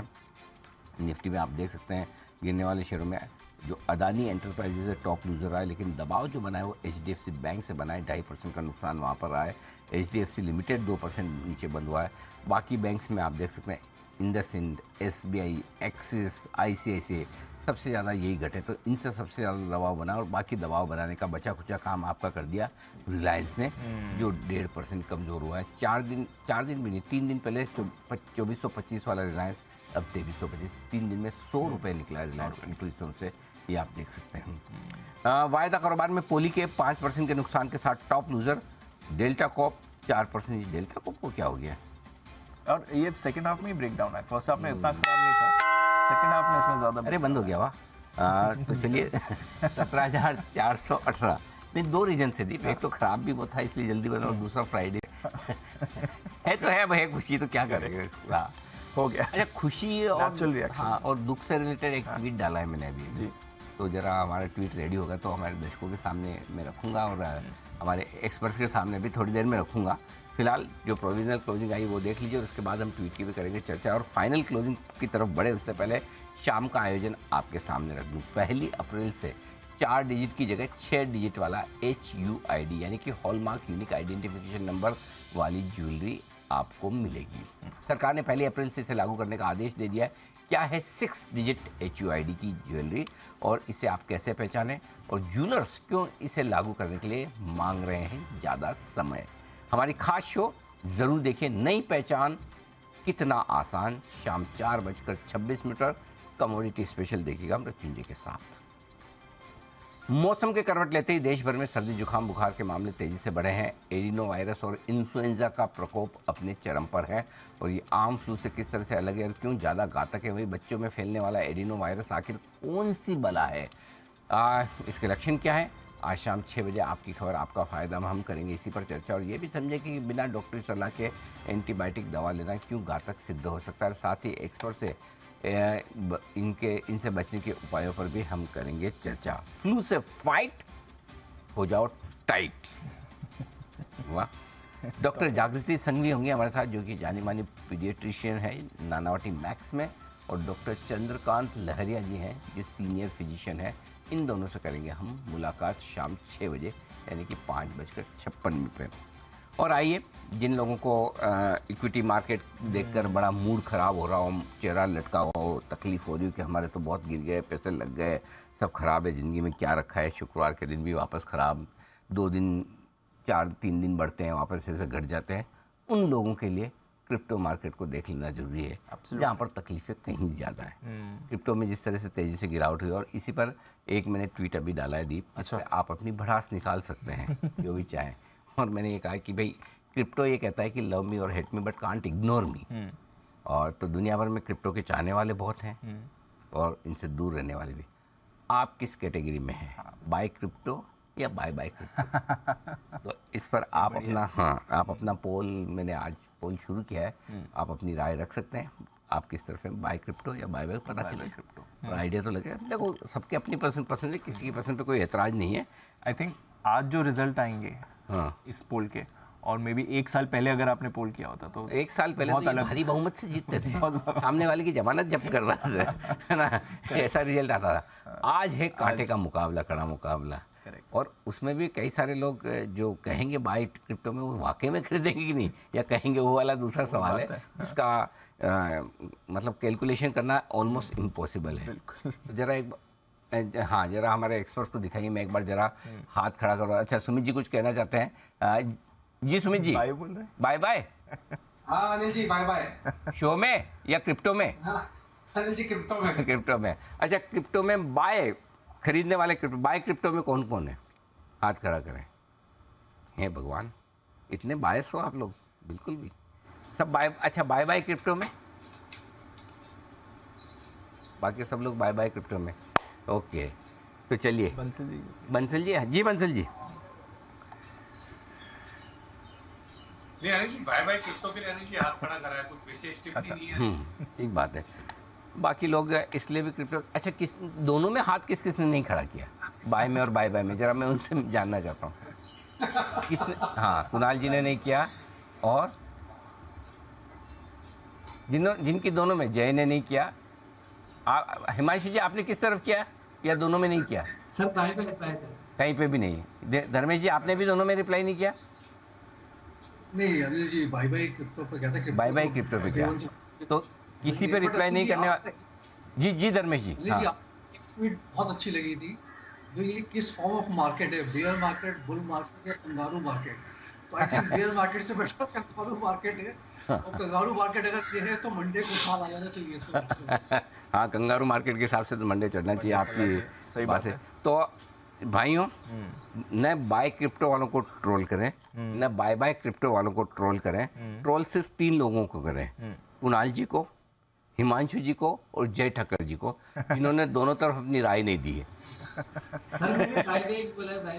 अच्छा, हिमांशु ने तब बाय। अरे ऐसे धीरे धीरे क्या बोल, जब ऐसा मतलब आया बाउंसर, तब जाके आपने बोला बाय। ओके, तो ट्रोल किया जाए सिर्फ कुणाल जी। जी बंसल जी, पहले बंसल जी। हाँ अनिल जी, काहे को अनिल जी ट्रोल करना है? अनिल जी, वो जो जर्मनी जाने वाली लिस्ट है ना, इन तीनों का नाम अनिल जी उस लिस्ट में से काट देते हैं, लिस्ट को छोटा करना पड़ेगा, तभी जर्मनी जा पाएंगे। ओके, तो छोड़िए अनिल जी, इन तीनों का नाम उसमें से काट देते हैं। जी कुणाल जी। अनिल जी देखिए, सफाई देने का मौका दीजिए। अनिल जी देखिए, बाय तो अनिल जी क्रिप्टो करना नहीं है, क्योंकि चार्ट पर भी कोई वजह नहीं है और इस पर लीगल पोजीशन भी क्लियर नहीं है। लेकिन अनिल जी, एकेडमिक इंटरेस्ट मेरा क्रिप्टो में है, इसी वजह से मैंने बाय में हाथ नहीं खड़ा किया। तो एकेडमिकली अनिल जी जरूर मैं देखता रहता हूँ कि क्या हाल है उन चार्ट्स का। ठीक बात है। जी जय, बताइए। मेरा भी अनिल जी वही था कि मैं ट्रैक जरूर करता हूँ अनिल जी क्रिप्टो को, बिकॉज काफी क्वेरीज आती है क्रिप्टो को लेकर अनिल जी, तो ट्रैक करना पड़ता है, बिकॉज काफी लोगों की ऑलरेडी पोजीशंस है इसमें। सो अनिल जी ट्रैक करता हूँ, इसीलिए बाय नहीं कहा मैंने।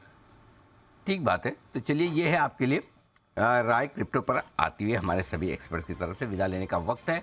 आइए, कुणाल जी, राकेश जी, हिमांशु जी, सुमित जी, जय ठक्कर साहब और साथ ही धर्मेश कांत जी, आप सबका बहुत बहुत शुक्रिया आज क्लोजिंग शो में हमारा साथ देने के लिए।